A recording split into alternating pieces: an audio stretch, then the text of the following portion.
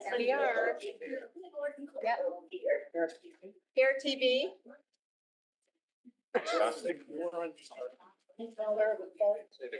Ready to go whenever you. All right, ready to go. Hey, we're gonna get started.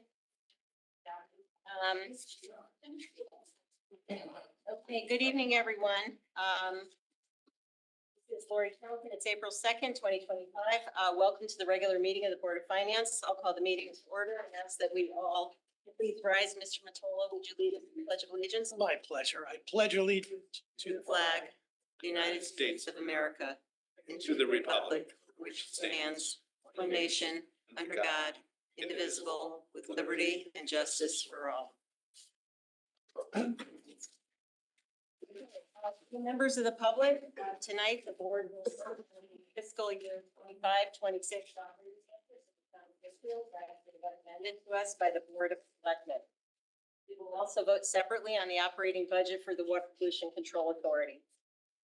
Our votes tonight will be based on more than 30 hours of review and deliberations completed in meetings throughout the month of March, over 7 budget hearings, a public budget hearing. Also other feedback we've received from the public and the significant additional time that I know all boards spent reviewing the budget book and materials from the administration of public schools. Tonight, board members can make motions to amend revenue and expense line items within the budget, and motions that pass with a majority vote will become part of the amended budgets that will be voted on at the end of the evening. After tonight, the recommended budgets go to the RTM for their review. The RTM can approve the budgets based on our recommendations or reduce appropriations on a light item basis. On May 8th, this board will set the mill rate based on the final budget that's approved by the RTM. In September, the WPCA, who has the statutory authority for setting sewer tax rates, will do so based on the approved WPCA budget. Tonight's meeting is a deliberative session among the board and vote, and there will be no public comment. Before we move to item 3, I want to thank the first selectman and the town's finance team for the work that went into these budgets. Putting together a budget is always a major effort, and it was particularly challenging this year. I want to recognize our CFO, Tom Harris, who jumped into the fire when he joined the town in January. Hopefully he'll stick around after this. And also David Becker, who's been working tirelessly with Mr. Harris through the transition. Thank you to both of you and your teams for helping the board get through a challenging process. I also want to thank each of the department heads and other town officials who met with our board to present their budgets this past month, and I want to thank each of them for their service to the town. Lastly, I also extend thanks to Superintendent Mike Testani, Fairfield Public CFO Courtney Laborious, their teams, and the members of the Board of Education for their work in preparing and vetting the education budget. For the public, as we proceed with tonight's vote, I'll be referencing the budget book that is posted on the town website. The page numbers referenced from the budget book will be those on the printed copy on the right-hand pages and not the PDF page numbers. I'd also like to refer everyone to the posted backup materials for this meeting. Pages 1 through 3 of those materials summarize the first selectman's budget, the adjustments made by the Board of Selectmen, and further adjustments which have been recommended by the town to this board for our consideration tonight. Those recommended adjustments arose for a variety of reasons. New information that became available after the Board of Selectmen voted, information that was produced based on this board's questions, corrections that were identified by the town, and lastly, the reflection of ongoing town initiatives that had not been finalized at the time the Board of Selectmen voted. So we will consider those requested adjustments during our votes this evening. Customarily, for the town operating budget, we vote to accept the subtotal of non-tax revenue separately from budgeted appropriations. So we'll follow that same pattern tonight. All right, so with that, we'll move to item 3. Budget deliberative session and vote. And I will make a motion to put the fiscal 25-26 budget of $381,964,286 recommended by the Board of Selectmen before us. Can I have a second? Mr. Curley. Okay, the budget is before us. Starting with revenue, I'll call out each page number of the budget book. The revenue pages in sequence. And then we'll move on to the Board of Education and then each town's department's defense budget. Any board member would like to make a motion to amend a revenue or expense item within any department, please raise your hand. All right, so the first revenue page is page 26, town clerk.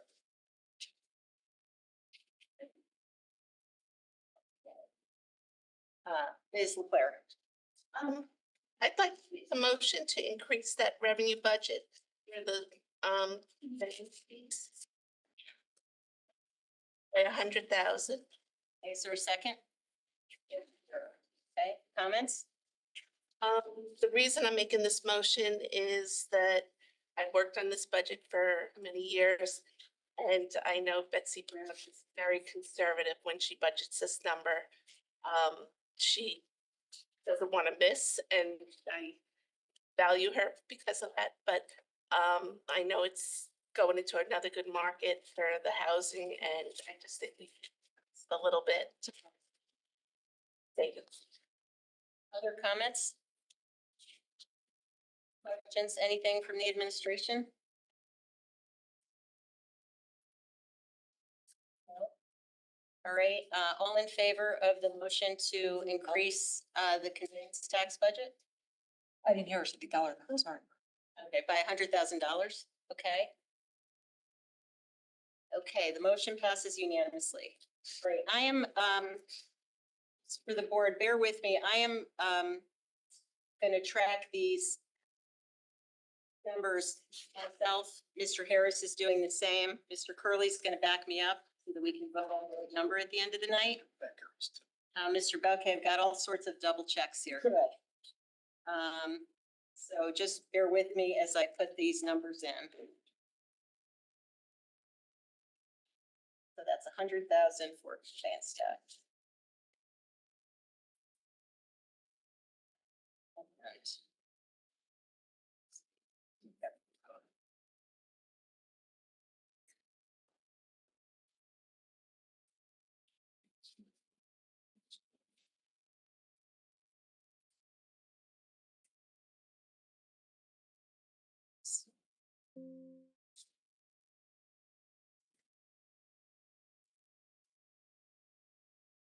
Right, so moving on, next one, town planning and zoning, page 39.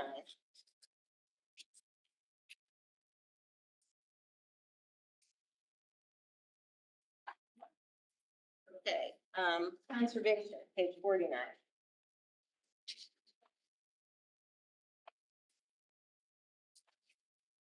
Great,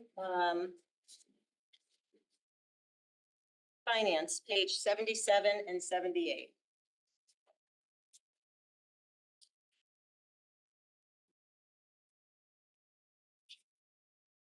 Motion. Mr. Stark?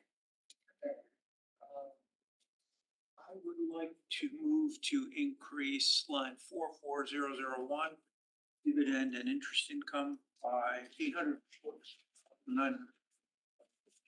And second, Mr. Curley. Comments, questions? As I think we all know, the way this line had been estimated previously was to take a blanket interest rate assumption, which is the wrong way to do it. And here we needed to do it the right way, which is to actually calculate coupon paid on the set of instruments that the town invests in, and then assume a reinvestment rate on anything else that matures between now and the end of fiscal 26. I'm comfortable with the reinvestment rate assumption of 3.7. Taking that all into account, that is how much we calculate the revenue from investment income would increase. Just to follow up on that, this was also on the budget sheet for the town's recommended adjustment. Other comments from the board? Seeing none, all in favor of the motion to increase dividend and interest income in the finance department by 945, please raise your hand. Okay, it is unanimous. Thank you. Great. Anything else on the finance page? Mr. Penley. That's also from some of the adjustments we got on Monday. So I will move to increase line 42512 rental income by $87,099. This is for increased rental income from Child Star. Okay, second on that motion? Ms. Ruggiero, questions, comments? Okay. All in favor of increasing rental income town property line 42369 in the finance department by 87,099, please raise your hand.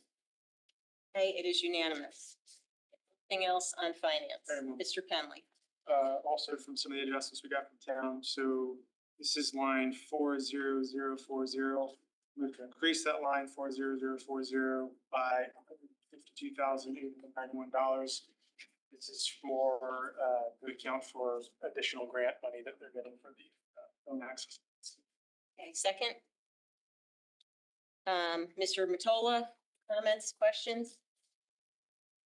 Okay, all in favor of increasing phone access lines account 40040 in the finance department by $152,891, please raise your hand.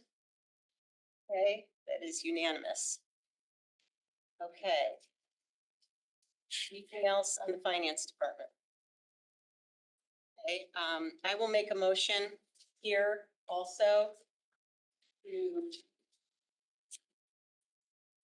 and this is for parking authority revenue, line item 49305, to reduce that amount, to eliminate the amount of $1,100,000. And that's the purpose of this is to remove the parking authority revenue from the finance department because the adjusted amount is intended to be recorded in a separate parking department based on the backup that we received. And I will make the offsetting motions next to break out those funds in the parking department based on the analysis we received.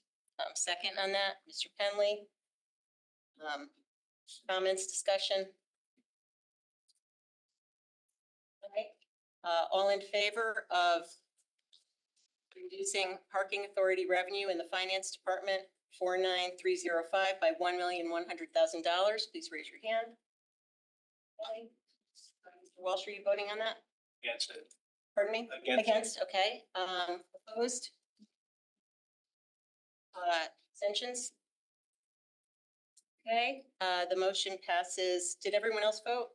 Okay, all right, the motion passes 8-1-0. Okay. I don't have a page number to reference here because we don't have a page number in the budget book for this. But I will make a motion to establish a number of revenue lines for the parking authority based on the information provided by the town and reviewed in our last meeting. So this is going to be, the new department is 5060. And I'll make one motion with all the numbers as follows. Permit fees, Southport, line 42136, $35,000. Permit fees, Fairfield, line 42141, $625,000. Parking fees, Fairfield, line 42147, $390,000. Parking fees, Southport, 42206, $6,700. Miscellaneous revenue, return check fees, 42385, $75. Rental income, 42503, $140,000. Dividend and interest income, 44001, $22,000. Miscellaneous revenue, 48500, $10,000. And then a contra revenue transfer out. And this would be to transfer restricted revenue to the reinvestment fund. A debit or reduction of revenue for $320,000. That's line 49305. And those revenue adjustments They, the gross is 1,228,775, and then subtract from that $320,000 for the reinvestment fund. Can I have a second? Mr. Matola. Comments, questions? Ms. I Leclerc? have questions. Okay. I'm really not very happy that this is done and the way it's been done. And, but I see that we don't really have a choice at this point because it has already been decided by the RTF. What I would like to see though is if it was set up as a self-supporting fund, similar to the WPCA or the Fire Training Center, where they can manage their own budget, their own capital, and because you're doing it as a department anyway, it would be very similar to what you have set up here tonight. It would just be, it would balance its own books. Other comments? I fully support Ms. Leclerc's comments and statements in that regard. It should be a self-supporting fund. I feel the exact same way about their meter. Okay. Other comments, questions?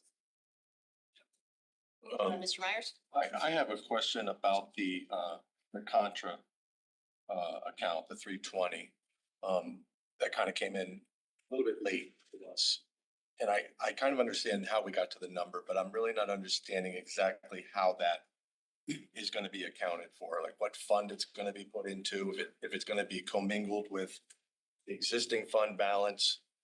So I would love to get information on that if anyone knows how that. Yeah, I can address it briefly and then I'll turn it over to, I guess, Mr. Becker or Mr. Harris if they have further comments. So as I understand it, and I think this was vetted with consultation with the town attorney, the 320,000 is the reinvestment fund. What's going to be used for that is it'll be transferred out to the existing enterprise fund where the parking authority currently sits outside of the general fund. Just so that it doesn't drop to, surplus in the general fund.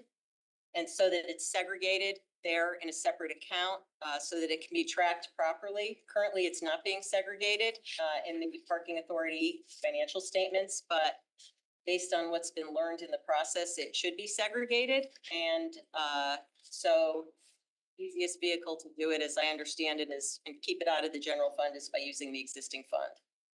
So I could follow up. So is that money that the state can technically grab if they want to grab, or is it money that we actually, it's a liability that we owe them and have to make payments to the state for use of these parking spaces that the state claims? Is that? Yeah, no, it's not a liability, but do you want to address this, Mr. Becker? Well, it's 50% of what they define as the surplus. So with the expenditures initially out of the enterprise fund, the surplus amount will be larger probably in the first year, but eventually the surplus is actually a pretty small amount. It's your actual, only the state areas and revenue that would be identified towards the state areas, and only the sort of what they call surplus, which would be more of a profit amount, and that amount can then be immediately invested into this. It's just, it needs to flow through a separate account for us to do that. So the thought was that we would use the enterprise fund and we would do a sub account on the fund, initially as opposed to at least separate it out. But the state could come and get 50% of it in theory if you left it there and you didn't reinvest it. But the point would be that those dollars go back out. Okay. And as far as you know, the state have they ever? Other questions? We can put this to the vote. I don't want to repeat all those numbers, but all in favor of the adjustments that I set forth during the motion, please raise your hand. Okay, Mr. Stark, Mr. Curley, Ms. Charlton, Mr. Matola, Mr. Penley, opposed? Mr. Myers? We're not voting on her motion of putting it in a separate fund? I don't think there I was. don't think that was a motion. Oh. Yeah. Okay, so opposed, Mr. Myers, Ms. Leclerc, Ms. Ruggiero, Mr. Walsh. Okay, the motion passes 5-4. Okay, continuing on to revenue, let's see here. Page, anything else on finance? Okay, next is assessor, page 85. Tax collector, page 90. Fire, page 104.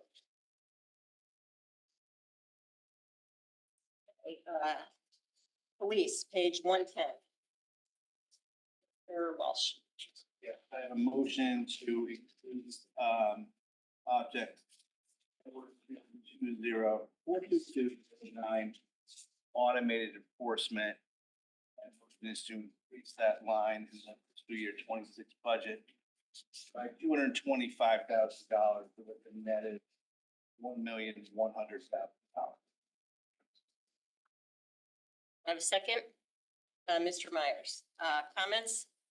I'll tell you Get it to $1 million. Why I'm taking that motion. You know, I've had the police in a number of times talking about this item.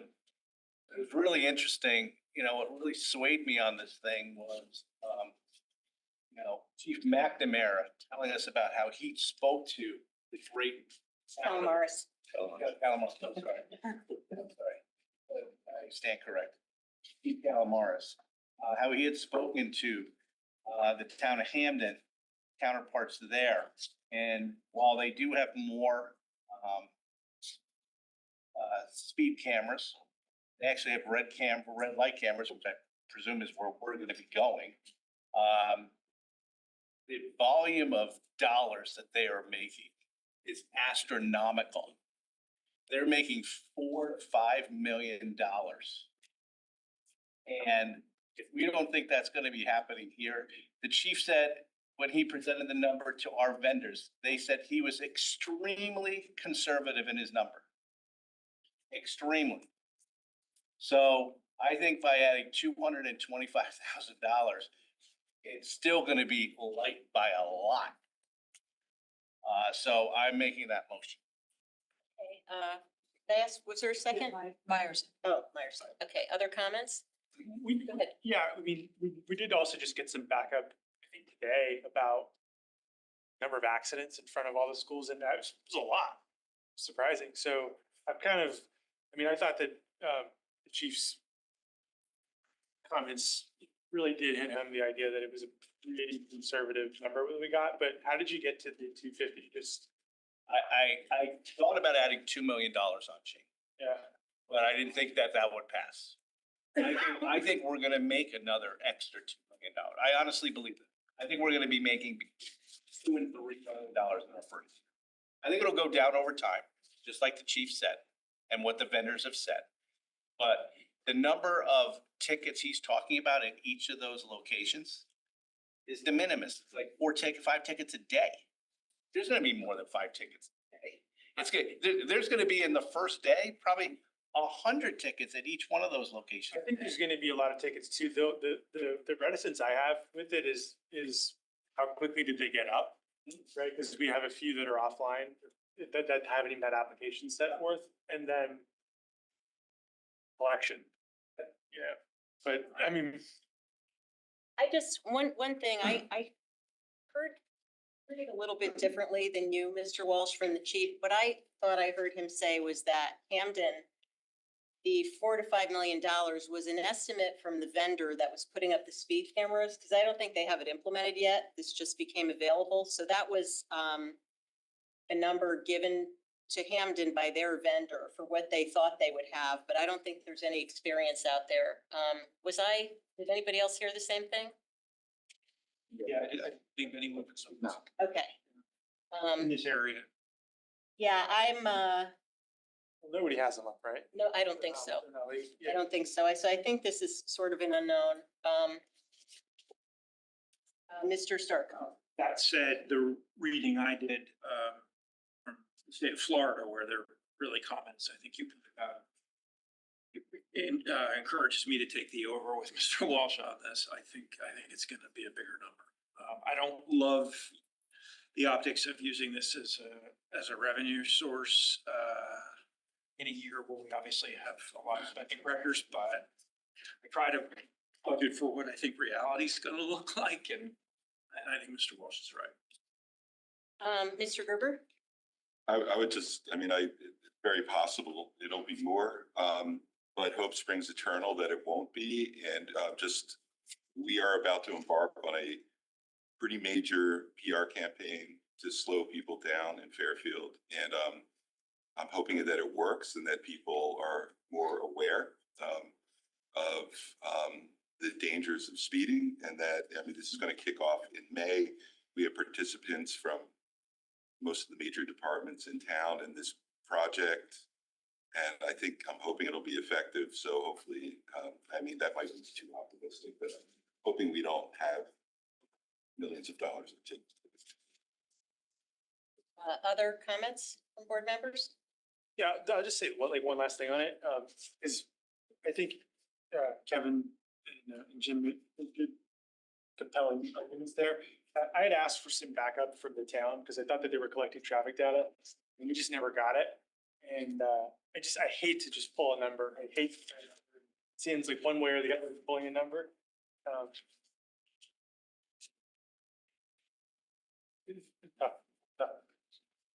Okay.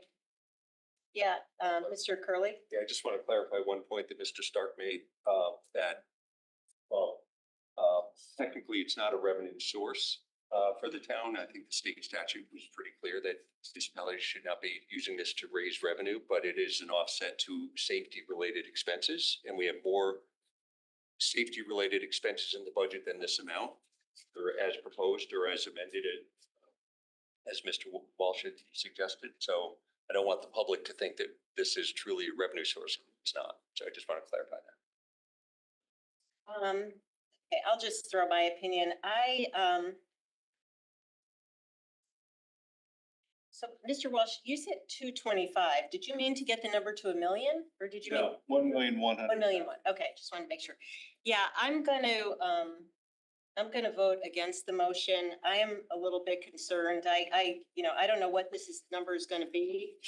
But I think in our first year with no experience, the things I'm concerned about are delays in getting the camera in. We haven't selected a vendor. We don't know about implementation timeline. I'm also a little bit concerned about collections. So when someone gets a ticket, we don't get that money immediately. They have to be mailed the ticket and they have to pay it, and collection rates are, I don't know what. And it's just such a big number that, and there's really no experience in Connecticut. And if we're embarking on a safety campaign, I would be inclined, given how tight some of the other things are in this budget, I would not be inclined to be aggressive on that number. I have no history. So I respectfully will decline to support the motion. Any other comments? Okay. All in favor of the motion to increase revenue line 42209 automated enforcement in the police department by 225,000, please raise your hand. Mr. Myers, Ms. Leclerc, Ms. Ruggiero, Mr. Walsh, Mr. Stark, Mr. Curley, opposed, Ms. Charlton, Mr. Matola, Mr. Penley. Okay, the motion passes 6-3. Put that in here.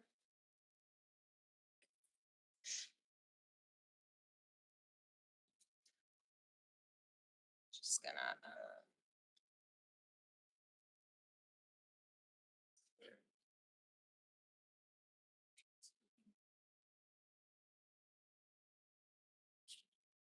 so 225.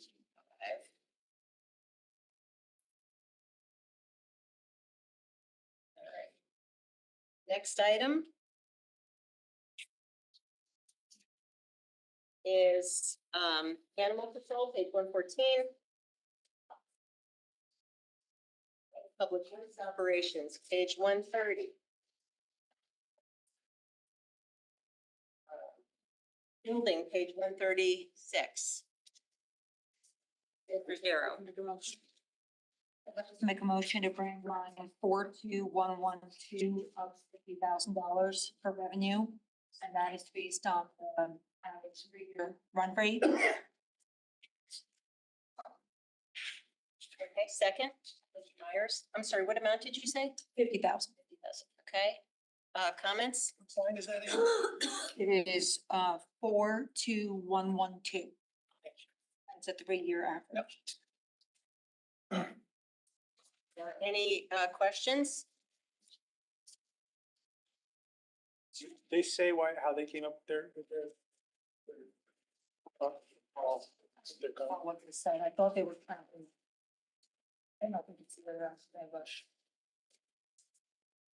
Yeah. I mean, I think they just said it's very unpredictable, Yeah, no, the timing of when a building starts and, you know, I don't think this is unreasonable for what the volume of revenue we got here. I'm personally helping the cause by doing some construction. So. you're gonna cover it. Pull in or? Thank you, Little Ann. extension, go to zoning, huh? Did you, Oh, by yes. any chance, did you speak with, or with Pat Mahoney on this? Any comments from the administration? Can't really comment. No, I mean, it's possibly, obviously, recessionary pressures can go either way. Rates go down and it can go up, or we can, recessionary pressure goes back down. I know he's cautious always. I know that, there's always a little bit of risk factor. The numbers, dipped, obviously past the boom, they've been steadily. 50 grand. He did say for this current fiscal year, he's running it. Yes. That's my notice is a $350,000 variance. He was higher, Yes, yes. that's just my scroll. Yeah, no, he was running where we were today based on, I think, the February number. He was definitely running ahead. I did not factor that piece in when I did the 3-year average. I did the actuals. Any other questions on this item? Mr. Stark, did you have a comment?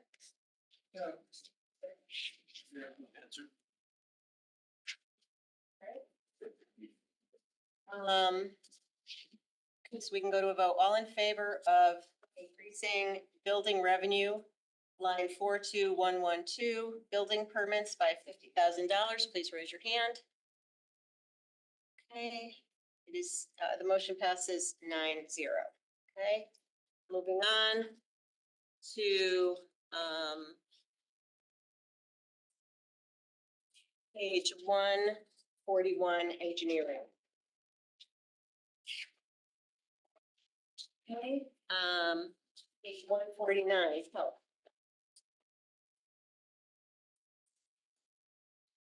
Page 154, human and social services. Page 158, solid waste and recycling. Page 162, library. Page 169, Penfield Pavilion. Page 174, recreation, Mr. Coder.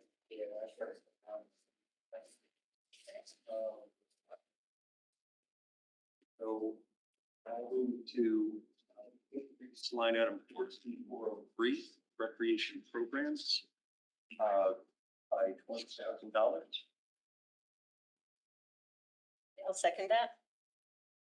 Comments? And it's just simply to adjust the budget to be in line with what was presented to us by the department. Okay. Any other comments on this item? All in favor of increasing recreation programs 42403 by $20,000, please raise your hands.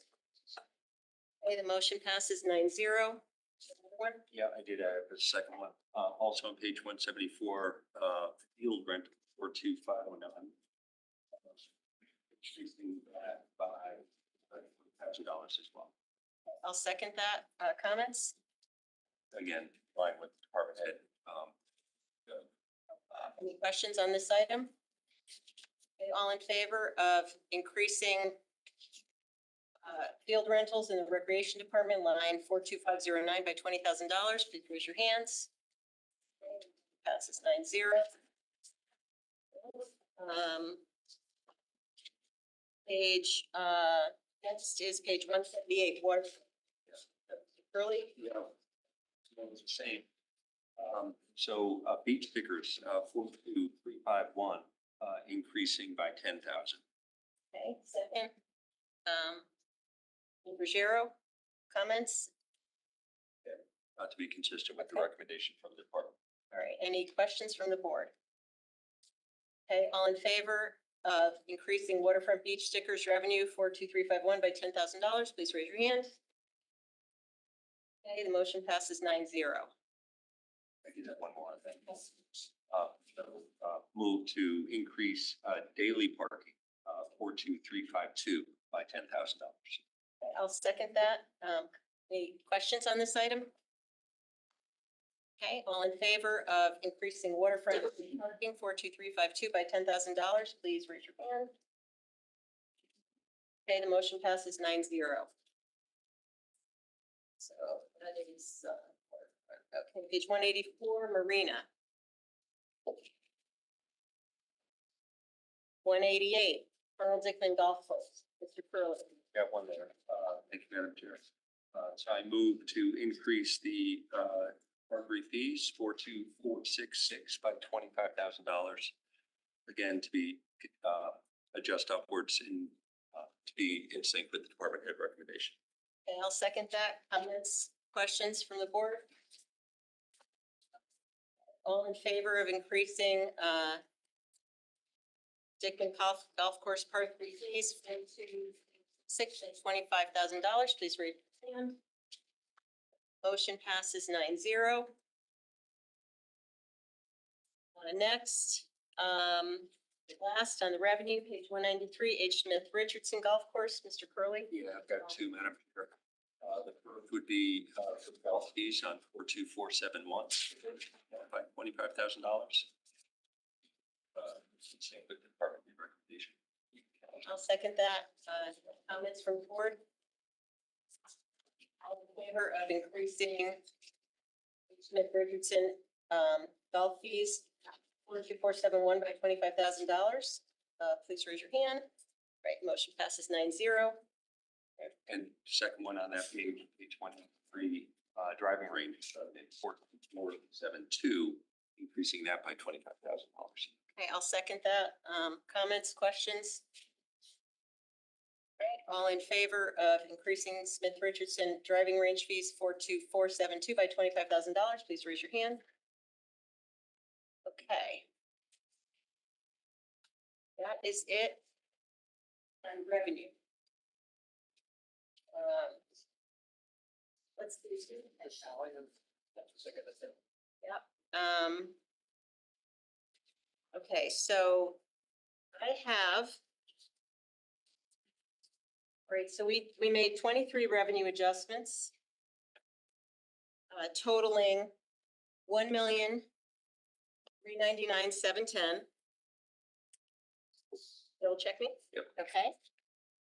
Those adjustments combined with the Board of Selectmen recommended budget of $38,320,898 add to a total of non-tax revenue of $39,720,608. Okay, town, is that good? Could you just repeat the addition of the total revenues that we just added? Sure. Billion something? Yeah, so the total adjustments are $1,399,710. Those are added to the original or the Board of Selectmen recommended budget of $38,320,898 for a total of $39,720,608. Thank you.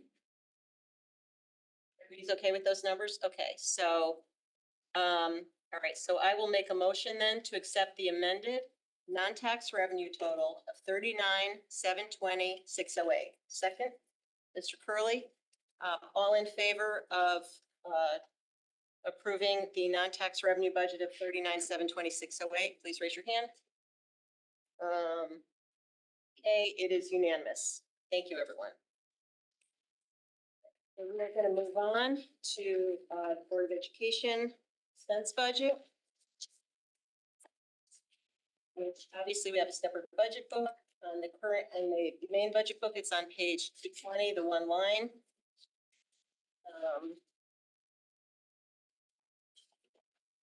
Let's get organized here. Okay, so I will make a motion to put before the Board of Education budget for fiscal 25-26 as recommended by the Board of Selectmen in the amount of 232,040,087. Can I have a second? Mr. Curley. Okay, motions related to this budget. Mr. Kenley. Yeah, I'll move to increase the Board of Education budget by $900,000. Okay, second. Mr. Matola. Comments? Yeah, so this is the way that I'm looking at education this year. Obviously, we heard from all the parent community. They were very loud and clear that the priorities are teachers and programming, special program, richer programming. The superintendent echoed that in his comments to us. I think the Board of Ed did a really good job during their meetings trying to get down a very large budget. They made a real effort, but it was difficult. They got some really big numbers handed to them at the last minute. And I think even amongst their board, there was feeling that there was additional work to be done. I was one of the people who got a lot of emails from central office about, oh, we're going to cut STEAM, we're going to cut art, we're going to cut Spanish. Because I spent a lot of time reading the Board of Ed budget, watching their meetings, talking to Board of Ed members, I didn't have a great expectation that they were actually going to cut those special programs. However, I was never too comfortable with the proposed budget that's before us. I think that the priority needs to be, as I said, teachers and programming. But if we're going to sustain it going forward, and hopefully add to it eventually, we've got to do some work in other areas that are lower priorities. So I want us to do that work. And I'm cognizant of the fact that it's not easy, that they have to make up by deferring expenses in other categories, maybe making cuts to things they prefer not to. I think this is well within their wherewithal to do so. And to me, it's about getting a budget that's more manageable, sustainable going forward, where we can keep the stuff that people care about, and get rid of some of the stuff that is probably worthy of a second look. Other comments in this budget? I mean, I support your motion, Jane. I thought the cut was very dramatic and was gonna affect programs. I want to see whether I'm prepared to go to $1 million. I don't know if you take a friendly amendment. If not, I'll make a motion for it separately. So I tell you that I'd be willing to increase that to $1 million. So, I appreciate your religion on education. I do. I really do think that and I do think that everybody at this table genuinely supports education and wants to see a sustainable education budget. I think that if we want that to happen, we have to have a challenge to this budget. There has to be a little bit of harder work, and I don't know that we need to get into details on it, but from what I heard in the meeting, from what I've heard talking to members, I think that there's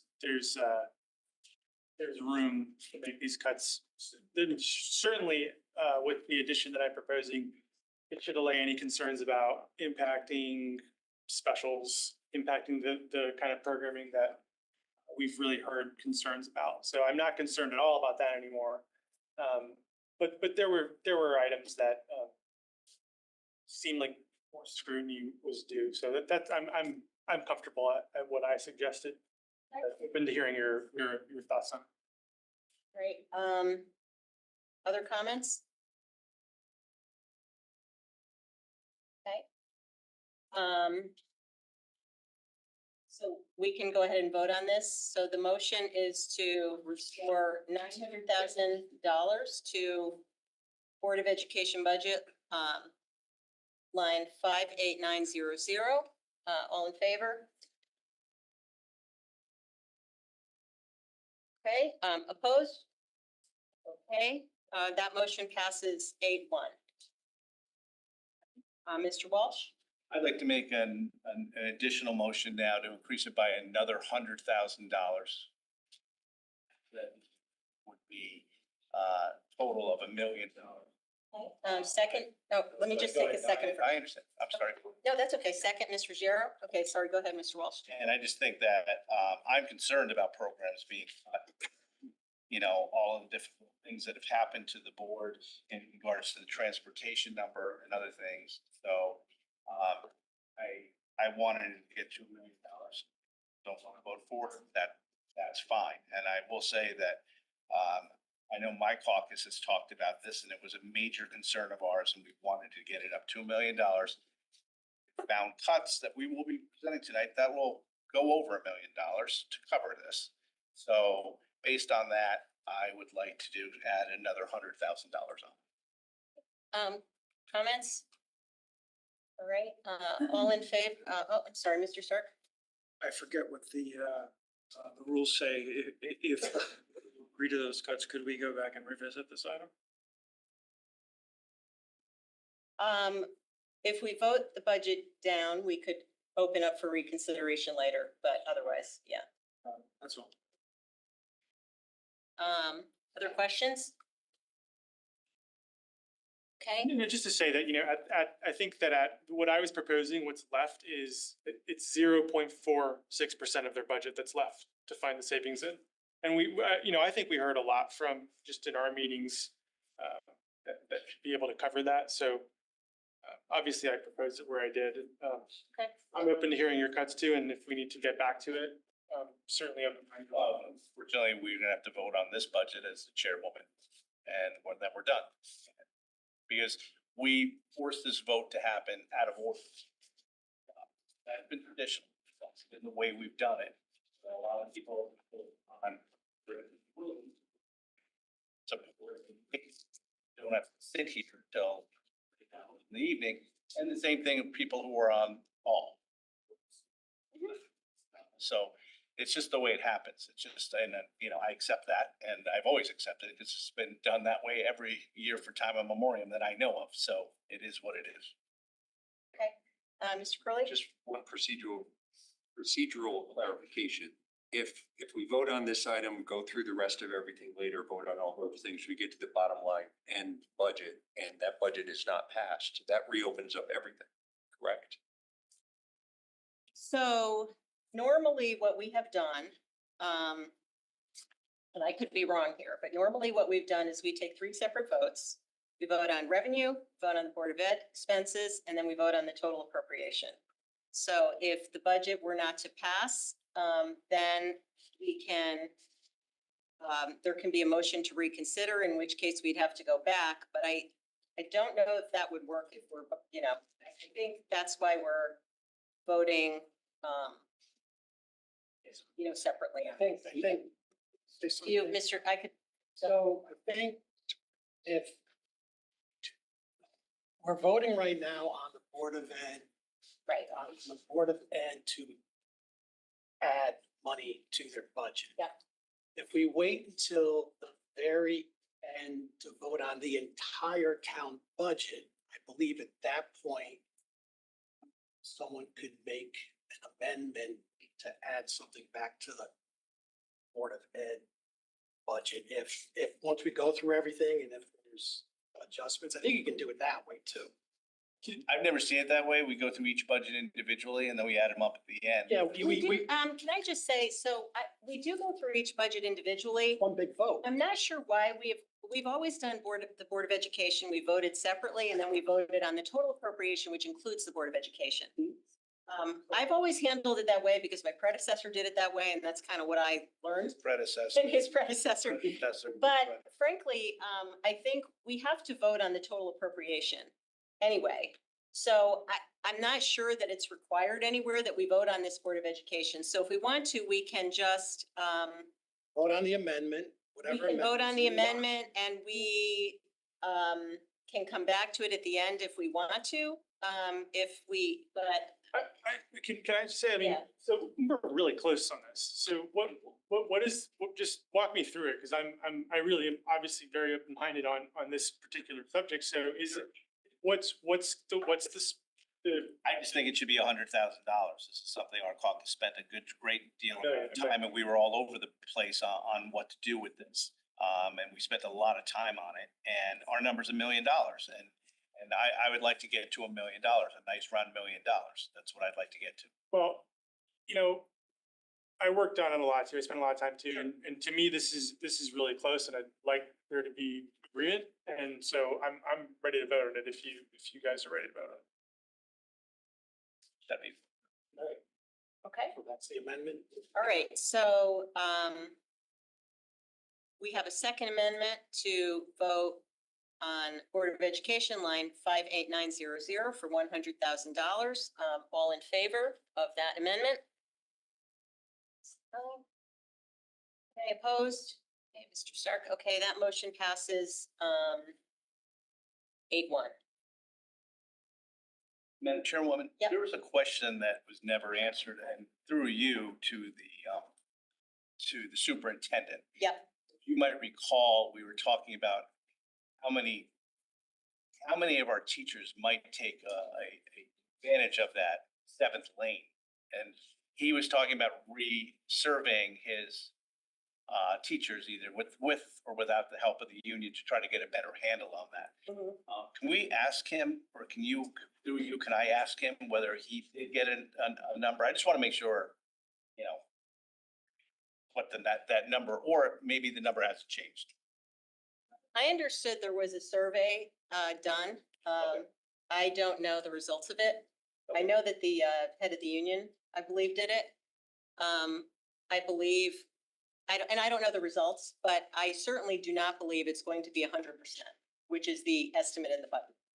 Can we ask him whether he knows or doesn't know? Right now. It's gonna be right in the room. He's right Yep. Sure, Mr. Tessani? And if you have any estimate, whether they were less expensive or. So we did work with the FEA to get a survey out, to ask on the outstanding individuals, how many had intended or were on track to finish by the start of the school year. We got, I think, about 85% of responses. Out of that, we can anticipate that there is a small percentage that will not be completed in time for the August 15th deadline to submit final transcripts. We may see out of the lane advancement, salary advancement, $125,000 to $150,000 possible savings if those folks do not meet that deadline from the survey results. You only had 85% response. Yeah, the remaining, I mean, there probably was about 15 to 18 outstanding people that did not respond. We can't, that unfortunately wouldn't be met. Okay, you can use the money. Yep, thank you very much. All right, thank you. Okay, so we are gonna, so let's vote on this budget then. So, the $1 million total for the two motions. Just make sure I have this right. 232.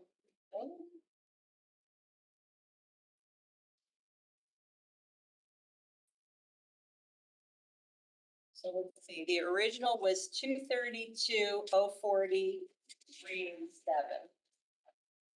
So with the $1 million adjustment, I will make a motion to approve the Board of Education budget for fiscal 25-26 in the amount of 233,043.87. Second, Mr. Penley. Okay, all in favor? Okay. All right, thank you, everyone. Okay, so we're going to move on to the town side of the budget. We're going to start with expenses based on starting on page 41. 27, 40, well, what am I talking about here? 23, 23, sorry. 23, Board of Selectmen's office. I thought I was organized. Okay, so Board of Selectmen. Page 23. Okay. Anything on this page, Mr. Walsh? Regards to the communications director, it's full-time. As many of you know, I don't believe in that switching, so I am going to make a motion to eliminate that salary of $98,500. And if that passes, I'll make other motions for those, whatever the benefits were, but I'm not gonna bore you with those numbers. All right, a second on that? Ms. Ruggiero. Okay, any other comments on this item? And the amount, I'm sorry, was 98,500. Okay. All in favor of decreasing line 5010, regular payroll by $98,500 for the elimination of the communication director position, please raise your hand. Mr. Myers, Ms. Leclerc, Ms. Ruggiero, Mr. Walsh, opposed. Mr. Penley, Mr. Matola, Ms. Charlton, Mr. Curley, Mr. Stark. Okay, the motion fails, 5. Other motions? Mr. Walsh. Yes, I'm also making another motion to cut the chief operating officer's salary from 100, which was 131, 118 last year, now being requested at $170,000 by $20,000 to $150,000. Second on that, Ms. Ruggiero. Any other comments on this? Okay, all in favor of reducing 51010? I'm sorry, can I ask a clarifying question? Thank you. This is a budget to budget comparison, but my understanding is that the budget for this upcoming year is flat to actuals for this line, for this salary. That's right. I just want to clarify that. It is So- 170. Yes, It it's is- currently so- 170. So the budget request reflects a zero increase, zero In raise. for the salary, year. yeah. Okay. We've just been spending more money than was budgeted for the position, correct? We went over budget, somebody authorized to No. do more than that. No, because we had the offset because as everyone knows, Mr. Becker was doing 2 jobs this year and drawing 1 salary. So we had a full-time salary for the CFO, full-time salary for the CAO. And the CFO position was vacant for half the year. And so we had that savings. And I believe we might have done a transfer already, but I can't recall. So, yeah, so we did not overspend the budget. Any other questions on this item? Okay, all in favor of reducing line 51010, regular payroll by $20,000, please raise your hand. Mr. Walsh, Ms. Leclerc, Ms. Ruggiero, Mr. Myers, opposed. Mr. Curley, Ms. Charlton, Mr. Matola, Mr. Penley. Okay, the motion fails 4-5. Anything else for Selectmen's Department? Mr. Walsh? Yes, I'm gonna make a motion to reduce, on the part-time line, the, intern line, which was 16,354. I did not like the explanation that we got. As far as I've seen, there's never been any interns in the first selectman's office that have been paid. And I just think that if we're cutting money from school children on the education budget, that we can deal without having interns, or we can try to get them as part of, to get credit at colleges, because we have 2 great universities in our town. Okay, is there a second on this motion? Mr. Myers, okay, any other comments, thoughts on this item? Mr. Matola? My understanding, Bill, is that these interns aren't just in your office, they could be different departments in the town, is that correct? Other comments on this? Okay, yeah, Mr. Stark, Could the administration remind us what the money is for? I'm sorry. could you remind us what the details of what that money is for? So we have a number of interns. My predecessors have had interns. The I think there was a time when interns were not paid, but that time is gone. Everyone pays their interns now, and our interns are mainly from universities. So we have Sacred Heart, and Fairfield U interns and others.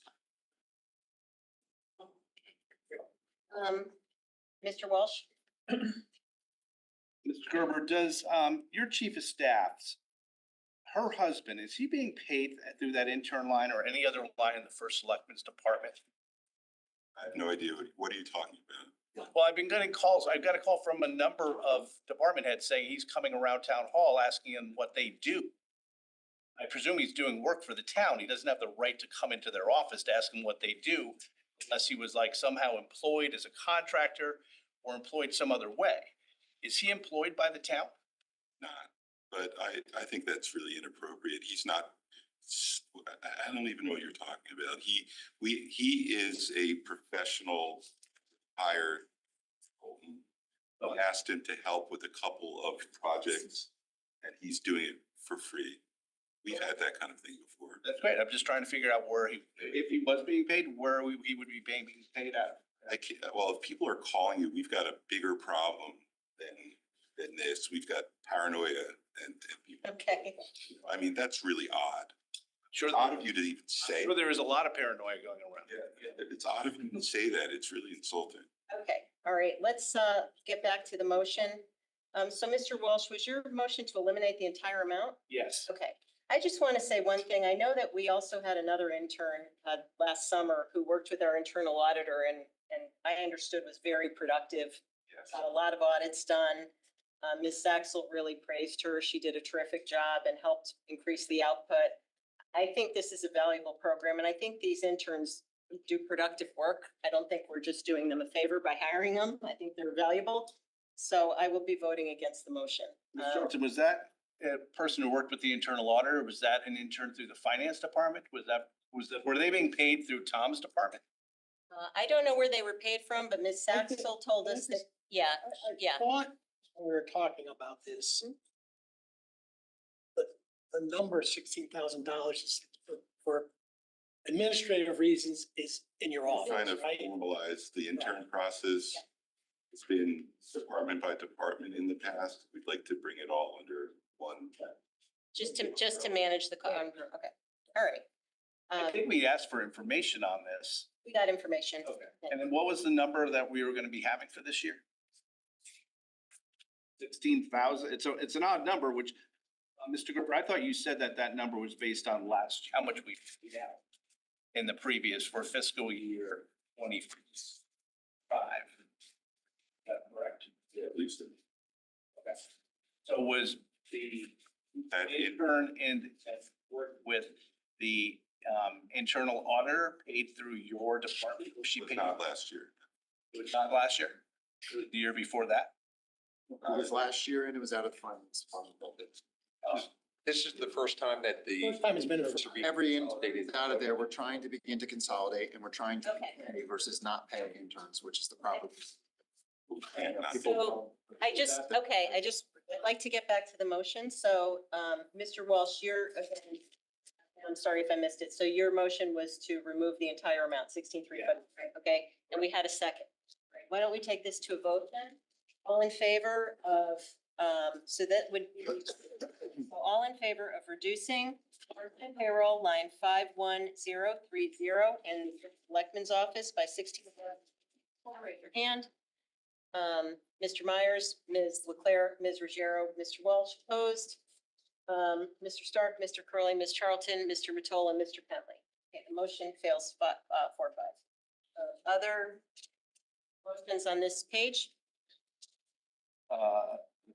Yes. I'm making a motion to reduce the constituent relations coordinator salary fee going up by about $5,000. It's really $5,070. I don't understand. It's a part-time person and I think that they should just work for the same rate that they had worked before. Second on that, Mr. Myers? Okay, questions on that motion? $5,070. which is the increase year over year. Comments from the administration? This is based on the rate times the anticipated number of hours. We get thousands of emails and he's responding to them. All right, any other questions? Okay, so we can put this to a vote. All in favor of reducing line 51030 part-time payroll by $5,000? Raise your hand. Mr. Myers, Ms. Leclerc, Ms. Ruggiero, Mr. Walsh, opposed. Mr. Stark, Mr. Curley, Ms. Charlton, Mr. Matola, Mr. Penley. Okay, the motion fails 4-5. Anything else on this page? All right, thank you. The next page is page 27. Town clerk. Mr. Stark, Move to increase line 51010 by $2,000 for the salary of. second. Mr. Matola, okay. Any questions on that? Our board voted on this updated salary the other night. Any questions? Okay. All in favor of increasing town clerk regular payroll 51010 by $2,000, please raise your hand. Okay, the motion passes 9-0. Mr. Stark, To go with that, we increase 52200 Social Security by $153. okay, I'll second that. Any questions on that? Okay, all in favor of increasing 52200 by $153, please raise your hand. Okay, everybody, it is, okay, it is unanimous. All right, so that was town clerk. Okay, page 30, FairTV. Page 32, administrative service. Page 34, registrar of voters. Can I ask a question? You talked about a new position. Is that not on anymore? Administration seemed to want. That went away, yeah. That went away? Okay, because. It's no longer in the revised budget sheet that we got the other day and which is attached here. Ms. Pelini sent an email out to all of us. Yes. It did not match what the chief operating Correct. officer said. Page 37, zoning board of appeals.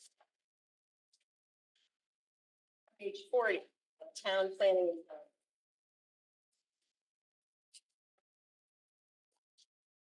zoning.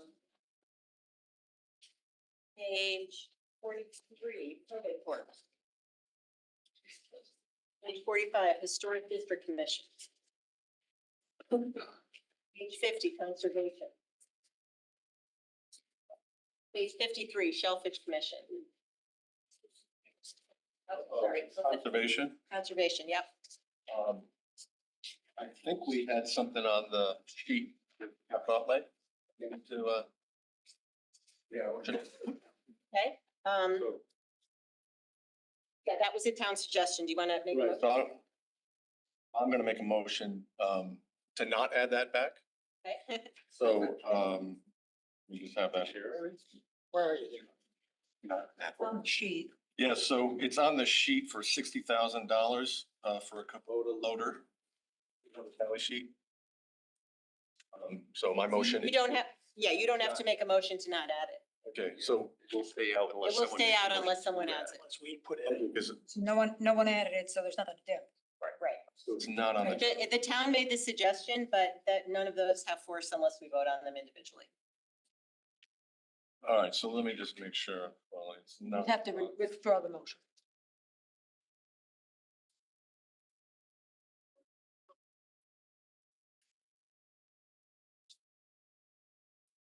There was no second. Okay, so I'm looking on this sheet. Right, Yes. and it's, So those are the town's recommendations, but unless we, I thought it's on the column that says BOF changes. but that's if we, that's what they're recommending to us. But Okay. we don't have to, take those recommendations unless we choose to do so. Okay, so as long as so if I don't put it on. Correct. just If leave- one of us makes a motion. Okay, I So you're appreciate the gonna- clarification. You're removing nothing. I got it. Okay. I All right. withdraw my motion. Okay, very good. All right, so page 53, Shellfish Commission. I don't know if I asked that already. Page 55 is legal services. Making a motion to reduce legal service. 53,200 fees and professional services by $25,000. Said from the request of. Five. Okay, second. Item Ruggiero. Comments?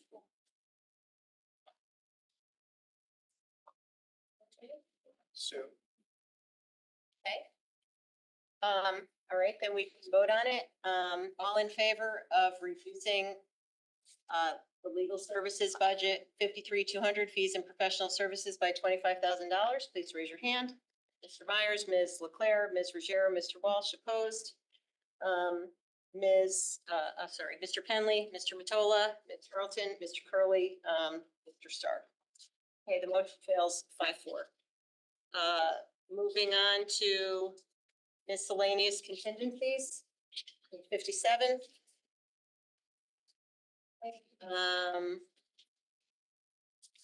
Sorry, I lost my spot here. Okay, page 59, retiree benefits. So, retirement benefits, Med Health Town retirees, it's 52,105. Increase that by $10,000. Increase the OPEB contribution by $10,000. That's from our consultant based on their recommendation. Okay, second that, any other That comments? was on the this? typographical error, correct? The $10,000. Yes, There was a It's just a typographical typo. error in the yeah, book. it's just a correction. Yep. Any other questions on this item? Okay, all in favor of increasing retiree benefits, OPEB Health Town retirees, 52,105 by $10,000, please raise your hand. Motion passes 9-0. Another one. All right, It's 52,312, retiree benefits, retirement contribution 401A. Increase it by $4,673. And that's because of the expense for Parks and Rec headcount change. okay, second on that, Mr. Curley, comments? This one?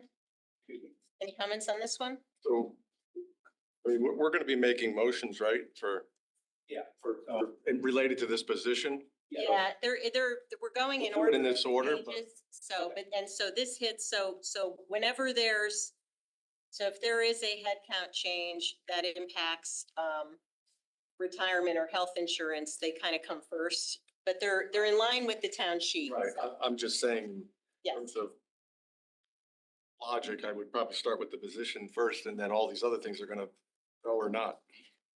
I mean, if you want to vote against the motion because you're going to vote against the related payroll, I would suggest doing that. I think I'm just going to try to go in order of the book. Okay. I think we have the town, this is all part of the town's recommended adjustments, so hopefully everybody understands what these are, but that's what that is. Mr. Walsh? So I'm gonna vote against it because I don't agree with these positions and increasing headcount, so I'm not gonna be supporting this, and that's the reason I just want to let you know. Okay. Any other comments on this? Okay. All in favor of increasing line, our Department 1310 retiree benefits 52312 by 4,673 for the 401A expense for the Parks and Rec headcount changes, please raise your hand. Mr. Stark, Mr. Curley, Ms. Charlton, Mr. Matola, Mr. Penley, opposed. Mr. Walsh, Ms. Ruggiero, Ms. Leclerc, Mr. Myers. Okay, the motion passes 5-4. Okay, anything else on this page? Okay. Next page, active employee, benefits. This is health insurance, page 61, Ms. Curley. One.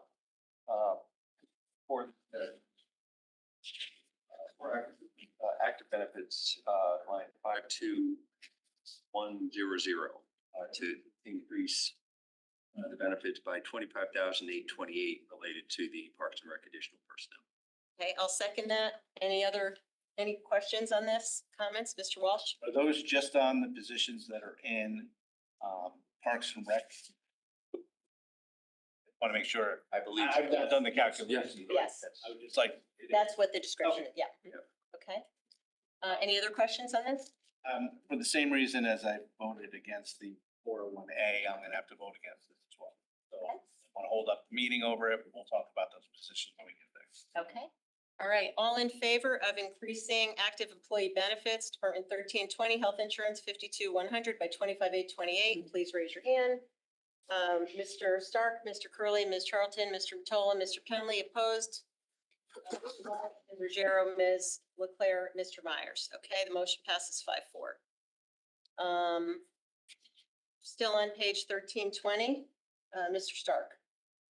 Line 52101, supplemental contribution health insurance. I'd like to increase that by $254,633. Okay. I'll second that. Comments? Question? Sure, yep. Is that on the supplemental anywhere? Like this list, or is that something completely No, different? I think that's on the town sheet, Yeah. correct? Yes. That's on the town sheet. First one of the expenditures. Could you Oh, explain it? 254, that was the number that was missing the other day? Yeah. I was going. This is to reduce the estimated savings that were voted on by the board. Anon of gave us the Selectmen. number. Yes, okay. Any questions on this item, comments from the board?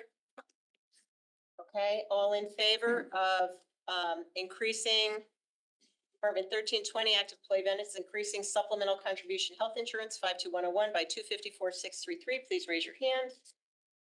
Okay, the motion passes 9-0. Stark, anything else? 52100, move that we reduce that by $26,373. Okay, and that's from the, Reduction in town benefits sheet. related to this. Okay, second on that? I had a hard time hearing that. Could you just repeat that a little louder? Yeah, sorry, it's the white noise is terrible. Line 52100, health, move that we reduce it by $26,373, which is a reduction in benefits related to the staff reduction. And that's from the town sheet. I don't know if anyone, I can second that if no one seconded it. Question. 26,373. What is that position that you are seeking for? Is that on page 2? It's the finance position. Okay. Other questions on this item? All in favor of reducing Department 1320 active employee benefits health insurance 52100 by 26,373? Please raise your hand. And start Ms. Curley, Ms. Charlton, Mr. Matola, Mr. Penley, Mr. Myers, Ms. Ruggiero, Ms. Leclerc, opposed? Mr. Walsh? Okay, the motion passes 8-1. Okay, I think you have on this page or, okay. All right, so we can move on to page 64, human resources. All right, Mr. Matola? It is, sources, 58930, make sure that's right. Yes. I want to add back $315,000, add that to the budget for heart hypertension instead of utilizing the internal service fund balance. I'll second that, or I'm sorry, Mr. Curley seconds that. Just trying to move along here. Questions on this? I think it's just a. Here somewhere, or this is something new? This is. That was, it's not a town adjustment. That is a proposal based on the analysis that we got of the internal service fund, which showed, and Milliman, that showed that the budget for heart and hypertension would have been $315,000, but it was intended in this budget to be funded through fund balance of the internal service fund. So Mr. Nicole is proposing to put it in the budget. Because I think, I didn't want to take away from the fund. We should just pay for it. Right. I agree to support that, John, so I'm glad you made the motion, so I appreciate it. Thank you. Other comments from the board? You're basically proposing to leave it as is, leave it the way we've always done it. There's nothing budgeted right now. Still in the internal service fund, but we're not using fund balance. Yes.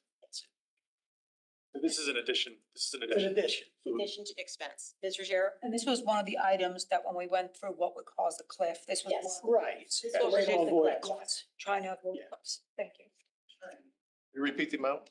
315,000. Okay, thank you. Okay. Any other comments from the board?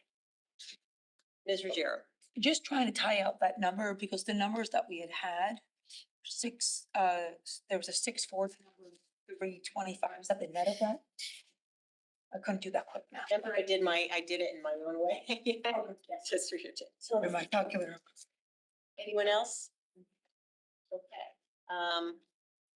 All right, all in favor of increasing Department 1330 HR Heart and Hypertension account 58930 by $315,000, please raise your hand. Okay, the motion passes unanimously. All right, anything else on HR? Mr. Stark? Line 55300. This was just a typo. Well, an error in the budget, typo. We need to increase that by $3,000 for a corrected estimate of cell phone expense. Okay, second, Mr. Curley, any comments on this? Is this the $3,000 this is for the entire town, right? No, it's just for the HR department. It was a mistake in the budget, yeah. Comments on this item? Yeah, everybody has their own budget in their departments. Oh, I thought somebody made a joke that it was the whole town. Oh, God, that would be great if that's what it costs the whole town. Okay. All right, Mr. Walsh? I just not able to support it. I mean, the fact that I know. this for 2 years in a row, the budgeting process could not be corrected to the correct number is sloppiness, and it's almost like, I feel like the HR director didn't even look at her budget because she didn't see that, but whatever, I'm not voting for it. All right, all in I'm going to favor? agree with Mr. Walsh. I think the best way to send a message to make sure that your budget is prepared when you come to the meeting is you check these numbers and you'll have to find it someplace else. She also made some comment that she thought that there was some allocation method going on and it was gonna be summed up at the top and that it was gonna. No, I think there was I could be wrong, but I think there was a misunderstanding. I think what she thought and what I think this board had suggested was, can we look at the cell phones overall for the whole town? Do we have a common program, a common carrier? Is the way to rationalize this, make a policy for who gets them overall and have a program that then, of course, would be allocated to the different departments. So I think there was some confusion there in terms of her comments and how it was interpreted, but, all right, so why don't we, Mr. Stark? I just want to say that my colleagues' concerns are duly noted. And I would encourage the administration to work more closely with the Human Resources Department next year on their budget. Okay. Yeah. Agreed. All right. All in favor of increasing Department 1330 HR Communications, line 55,300 by $3,000, please raise your hand. All right, Mr. Stark, Mr. Curley, Ms. Charlton, Mr. Matola, opposed? Oh, Ms. Leclerc, Mr. Myers, yes? I am opposed. Oh, you're opposed. Okay. Yeah. Okay, opposed? Opposed, okay. Opposed, Mr. Walsh, Ms. Ruggiero, Mr. Myers, Mr. Penland. Okay. 6-3, is that right? 5-4, 5-4 or 6-3? 5-4. Passes 5-4. Okay. All right. So anything else on human resources? Okay, so we'll move to community and economic development, page 67. I'd like to make a motion in this department. On the part-time payroll line, 51030, the amount of $64,000. I'd like to move to strike that. This was an ad from prior year that was not there before. I don't think this year is the year to do that. Second on that, Ms. Ruggiero. Mr. Gerber, can you remind us what this is? This is his part-time, his part-time person that, you know, last year people were clamoring for him to get more resources. And this year, I guess, lines have changed, but he needed someone to help him run Fair Rent Commission and the Affordable Housing Program so that he can, and help do tax structuring for new developments. He hired somebody from Stanford with that background, who's working part-time. It allows him to free up to do all the other stuff he needs to do. He's incredibly under-resourced, and, you know, for years, people have been asking him to ask for more. So this is his way of stepping into more resources without fully committing to a full FTE. He also decreased fees by 25,000, which partially offsets that because he was originally paying for some of it out of fees, but it's more appropriate to be in the Parks and Rec. Gotcha. Okay, that's helpful. Mr. Walsh? In regards to that, I mean, when I've talked before about maybe we need more resources, it was more resources in the economic development area. And it was to make somewhat of a major investment in that. It wasn't in regards to the community part of that, more involved with the economic development. So I'm going to support this reduction. Yeah, I'll follow up on that. I understand that. I think that to the extent Mr. Barnhart doesn't have the resources and part-time support that he needs, that would take his time away from the economic development. So I would tend to support this. Mr. Gerber? I mean, I think this is economic development. He has been asked to, this particular person has been asked to help with tax structuring developments that allow developments that might otherwise not work, possibly work. Any other comments from the board? So, all in favor of the motion to reduce part-time payroll line 51030 in Department 1350 by $64,000, please raise your hand. Mr. Myers, Ms. Leclerc, Ms. Ruggiero, Mr. Walsh, opposed. Mr. Stark, Mr. Curley, Ms. Charlton, Mr. Matola, Mr. Penley. Okay, the motion fails 4-5. All right, so we'll move to page 70, Harbor Management Commission.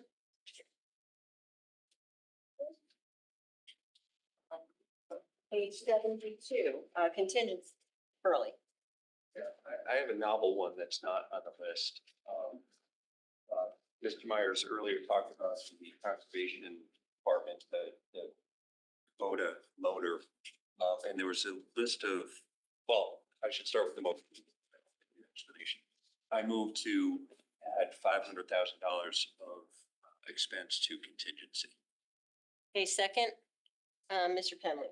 Okay, go ahead. So the administration provided a backup sheet that has 10 pieces of equipment for the various departments, Smith Richardson, Carlton, Park Department, PTW, Conservation, Fire Department. We had a brief conversation about that with our meeting and our Monday. It wasn't clear to me that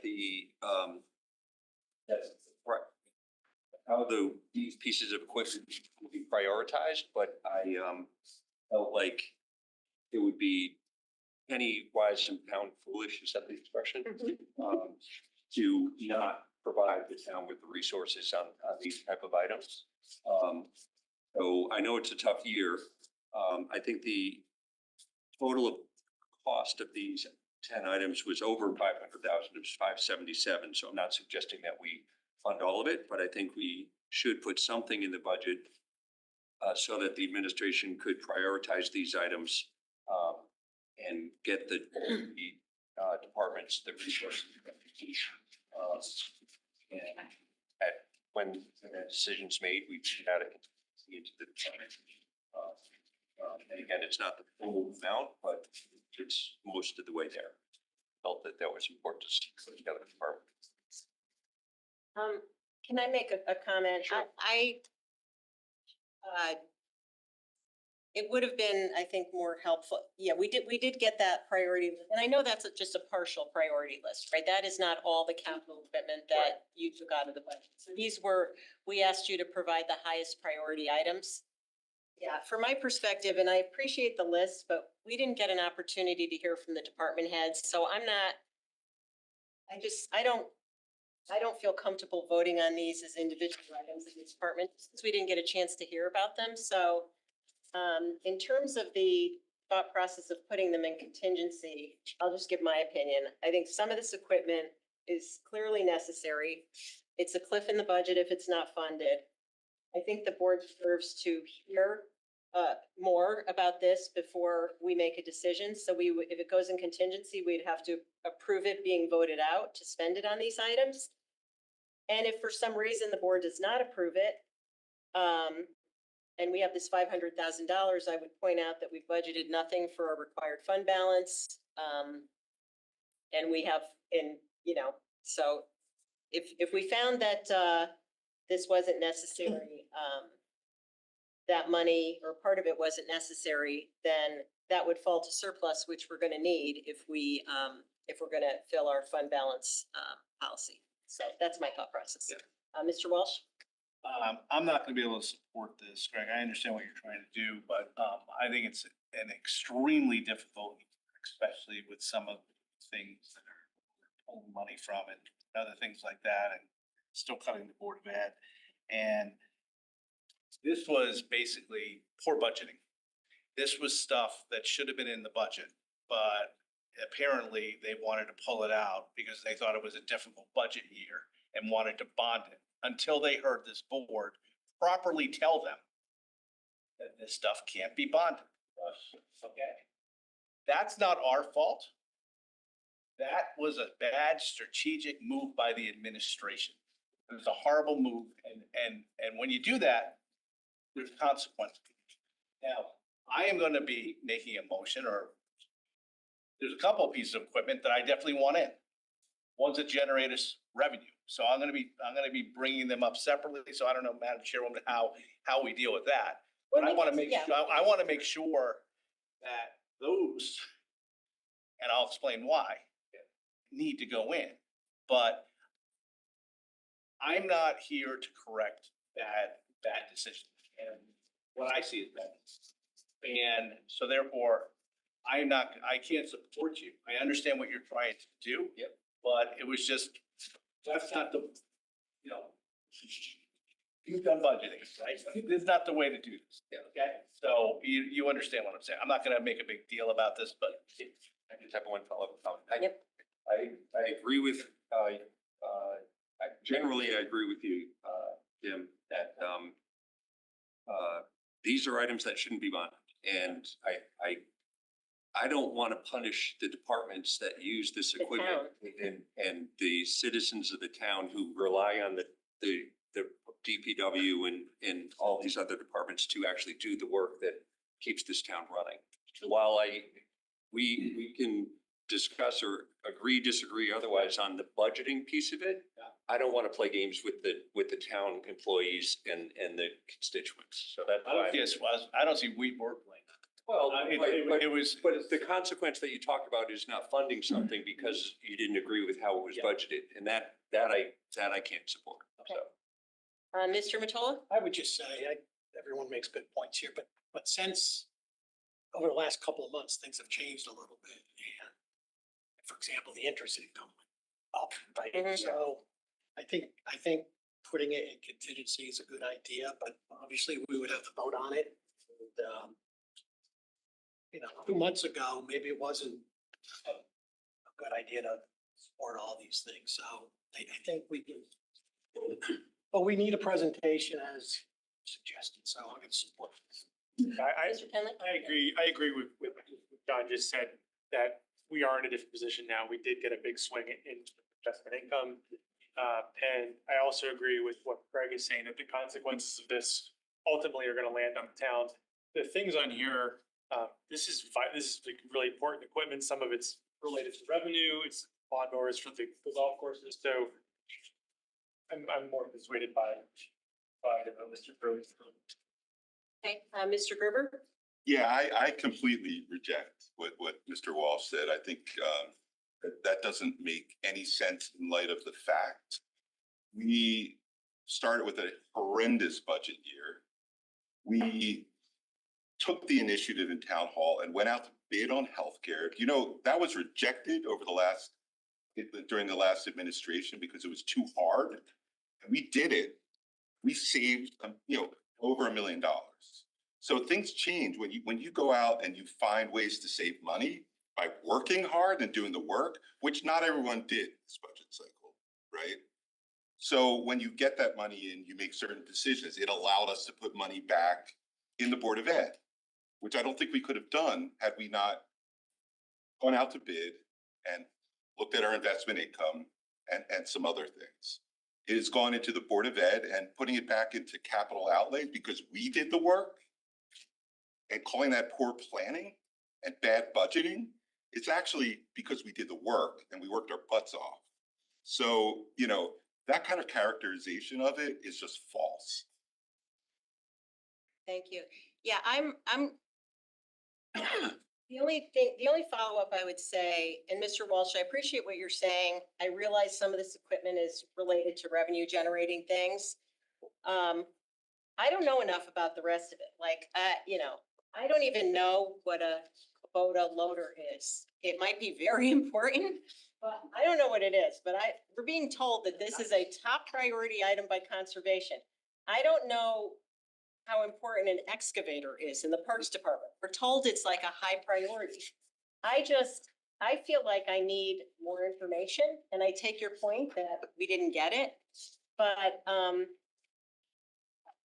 I hear I'm personally not comfortable picking and choosing based on just this list, because we really didn't talk about any of these things with department heads. So that's the only reason I would support putting some amount away to cover these items after we hear an appropriate presentation about it. But I respect what you're saying.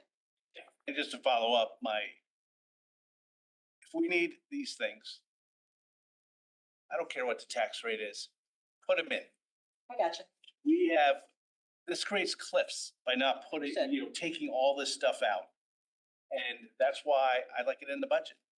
And that's part of why I support putting it back in the budget in this manner, because I do think it creates cliffs, and we still have some cliffs, but there's certain things we can do to minimize those and budget response. And this is one of them, putting some of the capital back in. The other thing was the internal service item, the heart and hypertension. So, we can't put everything back in that we'd like to, but I'm going to support this. So I will, unless anybody has any other comments, we can, Mr. Stark. I would move to amend this to a compromise amount of reduce Craig's request of 500 to 300,000, because I think everybody's right. Okay. I think Jim Okay. is mostly right that it should have didn't. If it was such a priority, it would have been nice if the process started. Well, can I just ask then, Mr. Walsh, you did say that some of these are revenue generating. Yeah. Can I just get a number on the revenue generating? Because it'll give me a better sense of how close I want to be to that 300. Yeah. So I'll tell you in advance, the two that I think are revenue generating are both,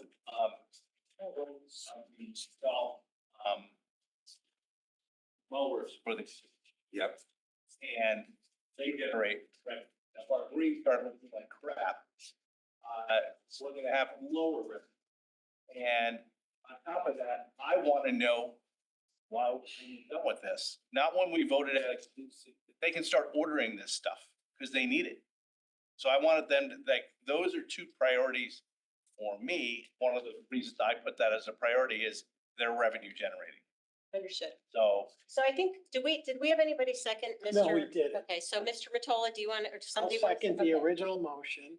Wait, we No, got it. We're the amendment. Does anyone second the amendment? Didn't get a second. Okay, Ms. Ruggiero seconded. I just wanna, can I just I'd like to hear a little bit more from the administration. Again, I don't think this was a complete list you gave us. I think, right? We asked you for the top most priority items and you gave us these. Might be others. Yeah, so any comments on this in terms of the amendment, 300,000, 500,000? I will say I like the amendment idea and I appreciate you trying to compromise on it. So I want to support you on this. My only question is can we reduce the 300,000 by the 2 lawnmowers? So that we know, because I'm telling you, I'm going to make that motion and Well, can we put it in Parks and Rec? 4 mowers, whatever they need for those mowers. So it goes in the right budget?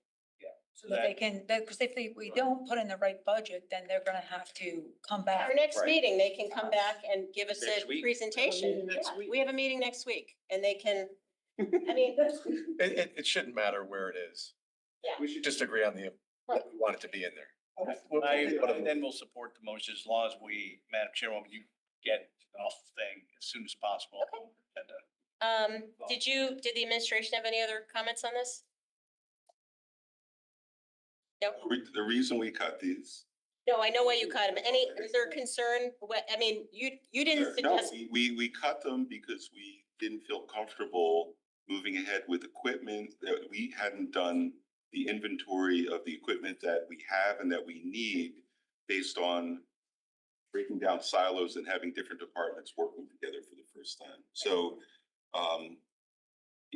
putting this back is great. If you put in contingency, it's great because if we don't actually end up going for it, then it'll drop to surplus. It's fine. yeah, and I just wanted, you reminded me, that was the other reason I support this in surplus, because you said that you still had work to do. It wasn't just that you were trying to save budget money, you hadn't fully evaluated. The trepidation of taking all of their requests is that they hadn't really talked to each other.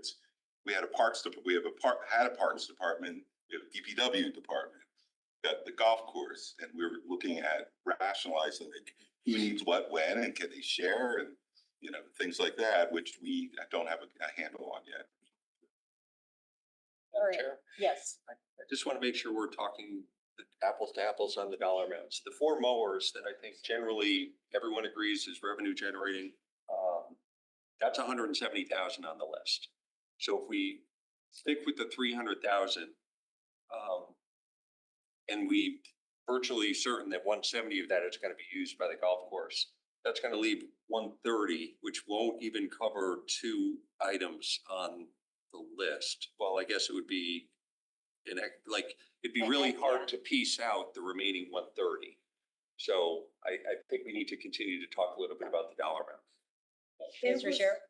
There was a couple things when we went through that with Anthony, he gave a lot of different numbers. Yeah. And there was like the excavator, I think. That was 48. That took 12 to 18 months to even get.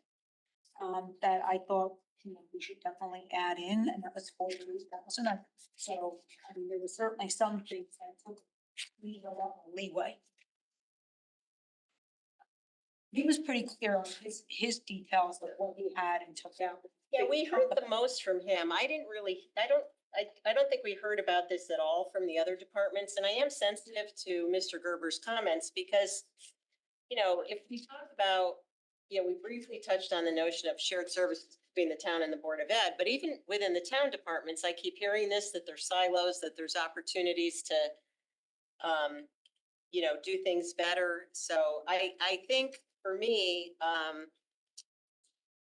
don't want to put it in the departments until we hear more, because I would like to hear what the administration has to say. Knowing that 577,000 was the priority list and was only a partial list, I am reluctant to move this down to $300,000. I think we'll end up with more maintenance costs for equipment breaking down. I think it's a bigger cliff. I think 500,000 is a fraction of what the departments actually wanted. So I'm not going to support the motion to reduce it to 3, but respect everyone's opinion. Madam Chair, the other thing to keep in mind is in the previous administration, the mechanic at the golf course was eliminated. So they can't afford to have equipment breaking down. There's no one to fix it. They have to ask someone from DPW to come up, and that oftentimes takes days. So, Okay. um, Mr. Matola? I think we should put the 500 in contingency. The only thing I would say, Bill and David and everyone, is the first four items, which is all golf course related. This is basically just someone who plays You golf. being John.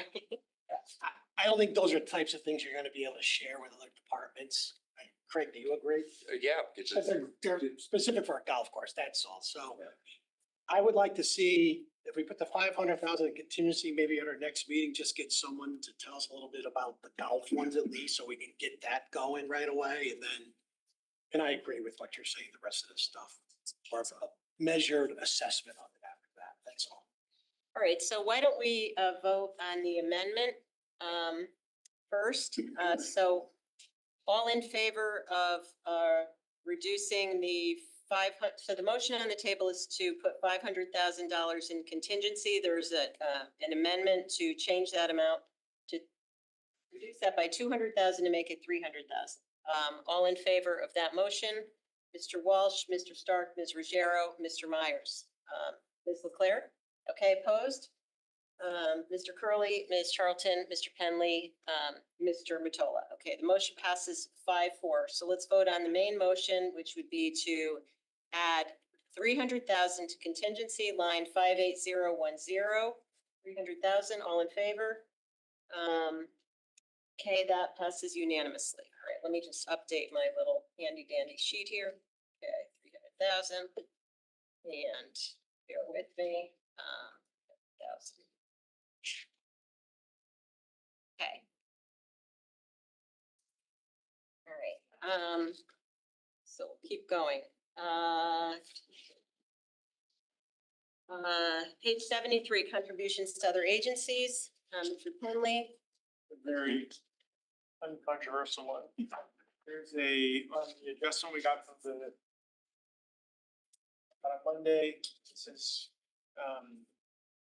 well, it's not in the budget, but there is a $500 contribution for a Holocaust Memorial Fund.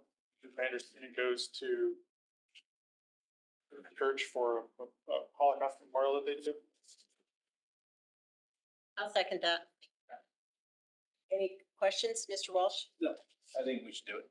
Okay, all in favor of adding $500 to, this is a department, by the way, which is not on here, 2493, Holocaust Memorial Fund, 58,500, all in favor? Okay, that passes unanimously. sorry, who was the second one? Who was the second on that? Say me. I was. Okay. You said you said. Right. I was trying to say. Okay, I just like to move things along. Proud. Okay, all right, so that's that one. Next page is page. Wait a minute, I have another one. Well, Sure. I want to, I'm going down this. So on Operation Hope, the chief of staff has just joined their board. And I think there's at least an appearance of impropriety because they can get more. We just gave them $300,000 a month ago to do what we did with that church and whatever. And now there's another 25,000. And I've got a call from a number of supporters of the Operation Hope who don't think it's proper. And I've gone back and forth. And I was going to make a motion to reduce it, but I'm not going to because I don't want to affect their operation. The 25,000, but I will say that if that remains that way, I may be reducing it next year. Okay. All right, next is page finance, which is page 79.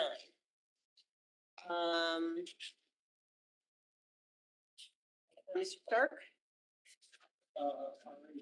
Goes to reduce line 51010, regular payroll amount $94,957 to reflect the elimination of the accounting services coordinator. Okay, second on that, Mr. Penley, okay, questions? And this is from the town's sheet, right? Any questions on this, comments? Well, I have a comment. I mean, I'm gonna vote against. I just wanted to say why I'm voting against it. Not that the position hasn't been eliminated, but Mr. Harris has only been there a very short time.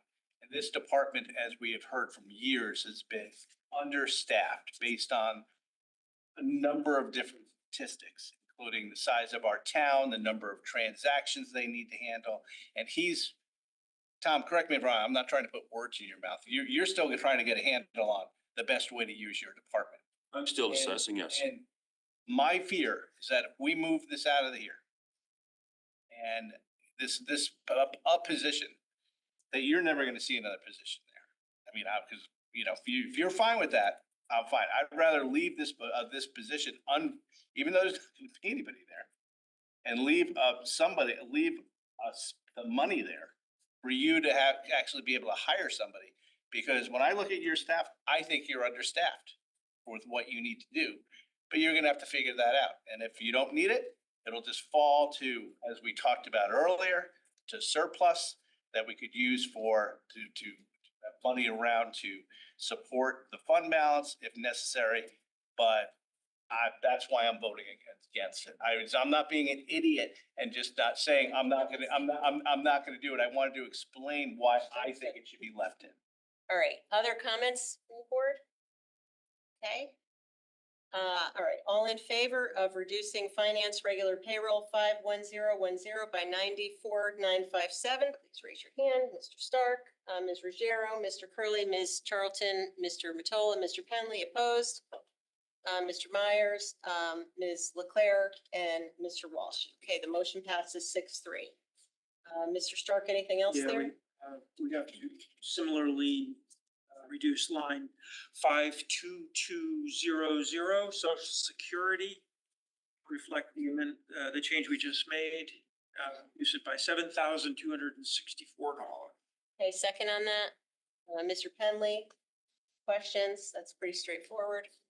Say that. Same thing, okay. Same comment I had, so I wanted. So whoever voted against the salary will obviously vote against this. Okay, so all in favor of reducing Department 310 Finance Social Security 52200 by $7,264, please raise your hand. Ms. Ruggiero, Ms. Charlton, Mr. Curley, Mr. Matola, Mr. Penley, Mr. Stark, do you have your hand? And Mr. Stark opposed, Mr. Myers, Ms. Leclerc, and Mr. Walsh. Okay. The motion passes 6-3. Okay, next line item, anything else on finance? Okay. Next is page 82, purchasing. Okay, page 86, assessor. Okay, page 91, tax collector. Page 94, IT. And page 98, board finance. Page 101, unemployment compensation. Mr. Curley. Line 52510. Increase by 45,000. Okay, second on that, Mr. Vitola. Comments? Just to increase the unemployment to reflect current trends. Which is one of the town adjustments. Yeah.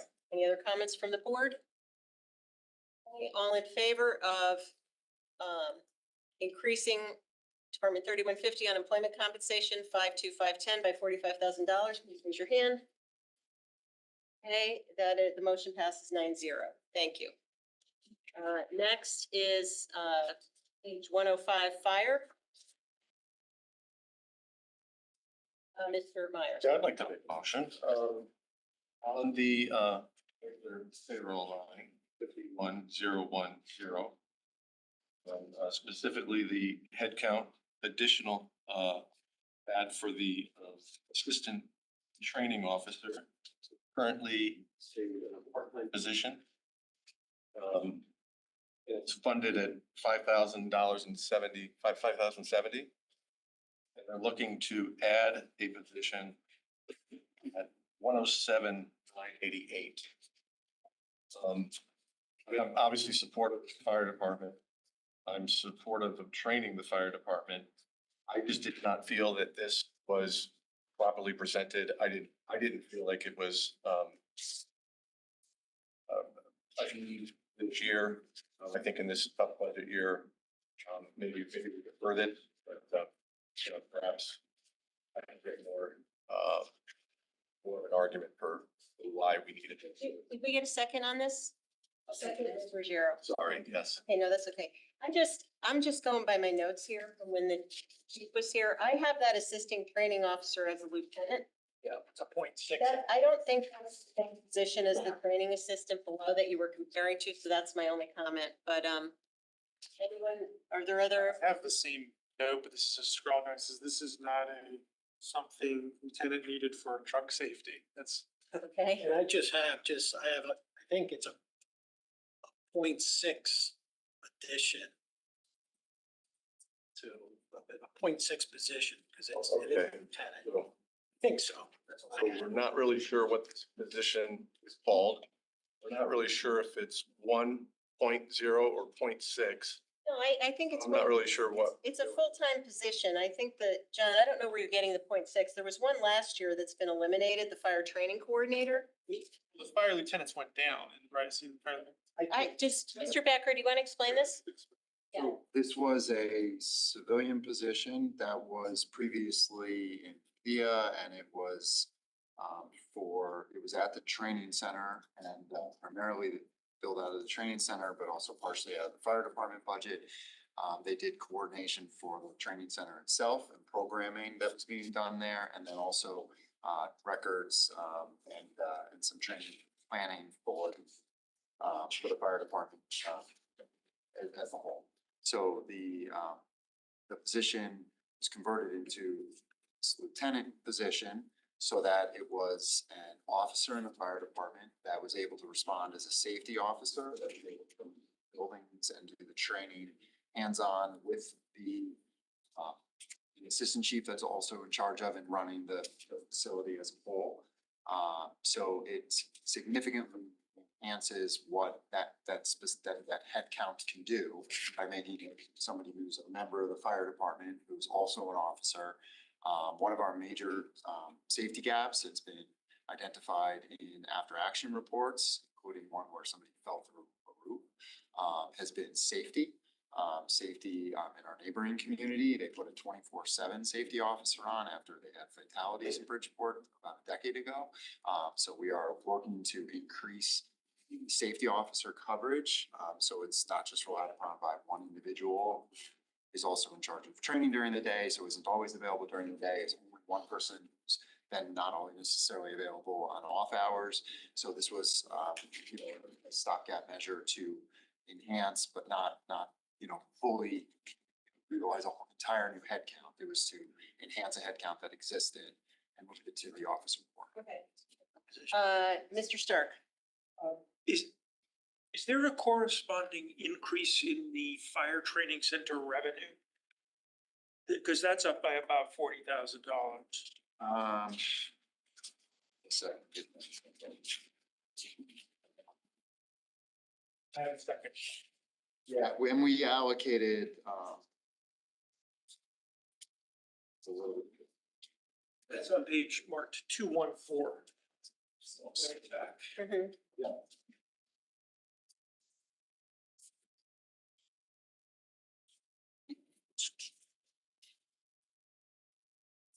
That's up by 2,000.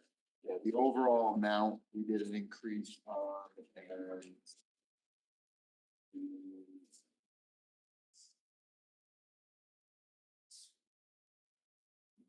This person will work at the training. it's it's self-supporting, so I think what you're looking on the revenue is the revenue and expenses. We have them netted themselves out. The individual is captured as 0.4 of their time or $42,765 as the fire school assistant director, so it is partially billed. It is partially billed out of there, and then you also see the fire school director, a part of it. So part of it is captured within the fire school budget. So it doesn't fully hit the fire. Which we've done in the past. They're partial they're partially billed out of the fire school because they are physically at the fire school. But they don't just do fire school work, they do. Right, but I mean, in broad strokes, is some of the increase in salary being captured at the fire school? Okay. Is there a specific person who's going to fill this role? Okay. Yeah, we did fire training there last night, and I think it's a revenue generator. I mean, not huge, but I know like we paid like $10 per scout who was there at a meeting last night, so I don't think this is the spending increase that it appears to be. Mr. Matola?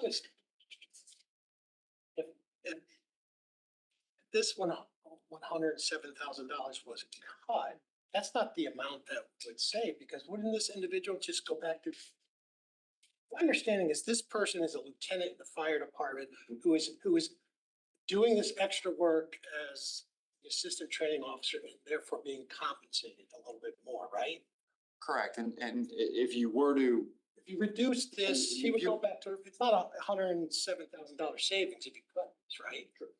correct, and to some extent, you'd have to then still fill it, otherwise they're down and they're actually down a whole head count. Or we go back to the prior construct, but you know, we'd have to reduce it down to. Is that in fact the collective bargaining agreement? Because didn't we, it's, It's not. okay, so it's not. If you cut it, you're not gonna have a CBA. Right, gotcha, okay. But I know that these are things that they've been. Understood. Okay. All right, Mr. Walsh? I don't understand why it couldn't go back to the prior construct, because if you go to the fire training coordinator, that's been eliminated, it's proposed, it says 0.65, because the other 0.35 is now picked up in the regional fire training center. The other 3.5, that's one person. Now you're gonna have an entire new person, plus you still keep the 0.35. Does that 0.35, or no, you're getting rid of it. You're not. There's only one physical position. So before it was in Thea and it was someone who was doing coordinating, and now it's marked as a lieutenant. And lieutenant has, it's a whole different ball. So it only cost us $80,000 last year, correct?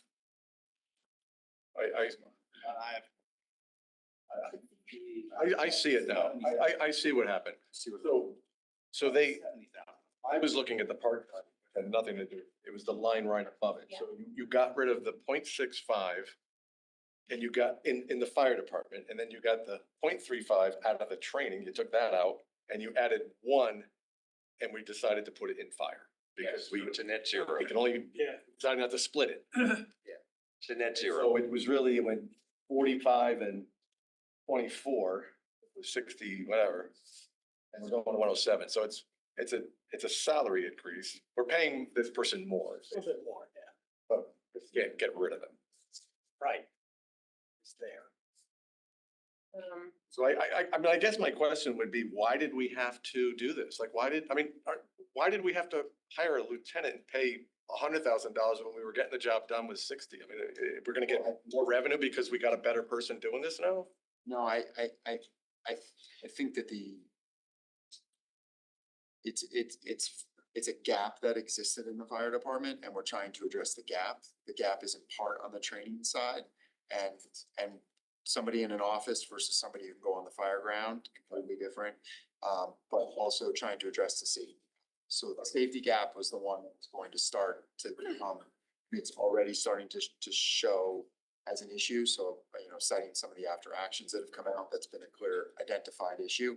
So this was a way, instead of the question being, when that person left, did we hire somebody and then a year later find ourselves back into a corner of hiring an additional safety, or potentially ended up in a chief level safety and being told by OSHA that we have to put more full-time people on, which would be exponentially more expensive. We were looking at it and saying, if we have a head count and we can get, you know, we can incrementally increase our cost, but get a fire officer instead of a civilian administrative role, then that may stave off, for many years, that gap there and the potential for much more. Okay, so I can withdraw the motion. If everyone's fine. Thanks for explaining it. Thank you for that. Okay, so anything else on fire? So we can go to page 111, which is police.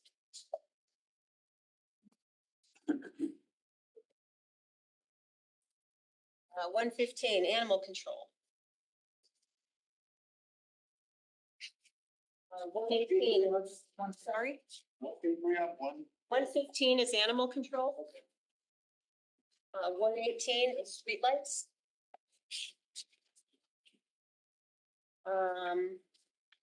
Oops. Okay, 120 hydrant and water. Okay, 122 emergency management. Okay, so information on. It's gonna be line. Sorry, Shane, can you speak up? Speak up. Yeah, sorry, so this is on the line 58950, the transfer out. This will be to reduce that by $24,533. That's reflecting the adjustments we got per Aon for the town's share of medical insurance. I'll second that. Questions on this item? Okay. Seeing none, all in favor of Department 4110, Emergency Management, reducing transfers out 58,950 by 24,533, please raise your hand. Okay, Ms. Leclerc, are you voting? Okay, the motion passes 9-0. Okay. I'm sorry, excuse me. What was that amount, please? 24,533. 24,533. All right, next, there's no page in the budget, but since we're going, yep, I'm not done with that. oh, go ahead. I'm making a motion to reduce the part-time secretary of law by $25,000. Okay, second. Ms. Ruggiero? Okay, comments, Mr. Walsh? I just don't think it's needed, and it's a tough budget year, and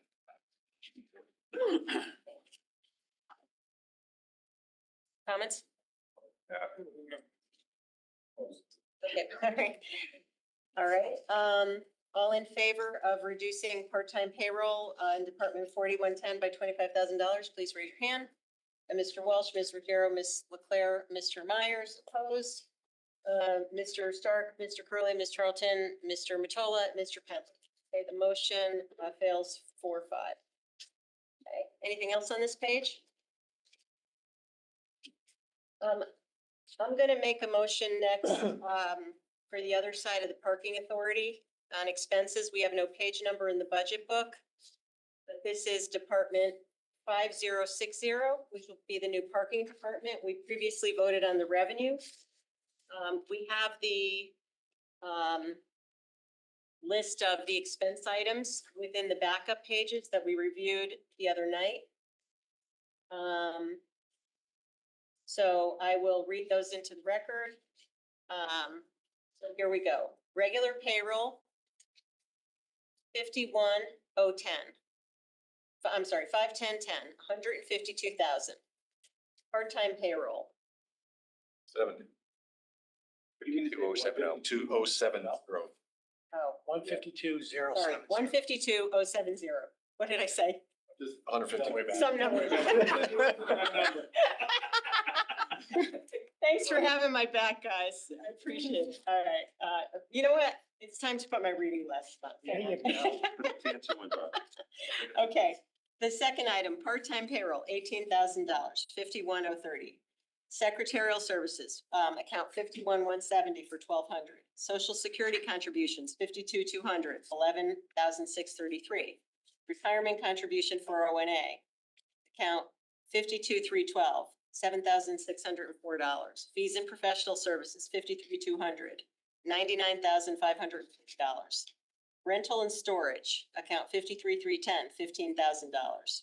Leasing fees, account 53,500, $30,000. Utilities, water, account 54,110, $5,300.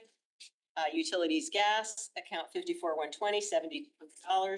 Utilities, electric, 54,130, it's 21,630. 54,320, maintenance for building, $15,000. 55,200, insurance, 84,714. Communications, 55,300, $6,711. 56,100, printing, binding, and photography, $150. Office supplies, account 56,100 is $300. Special department supplies, 56,150 is $3,100. Postage, 56,150 is $100. Capital outlay, 57000 account is $150,000. Travel and meetings, 58,120 is $700. Bank fees, 58,615 is $500. Merchant processing fees, 59,030 is $48,000. Parking authority, taxes, 59,070 is $2,600. And then there's a contra expense, which is account 59,500.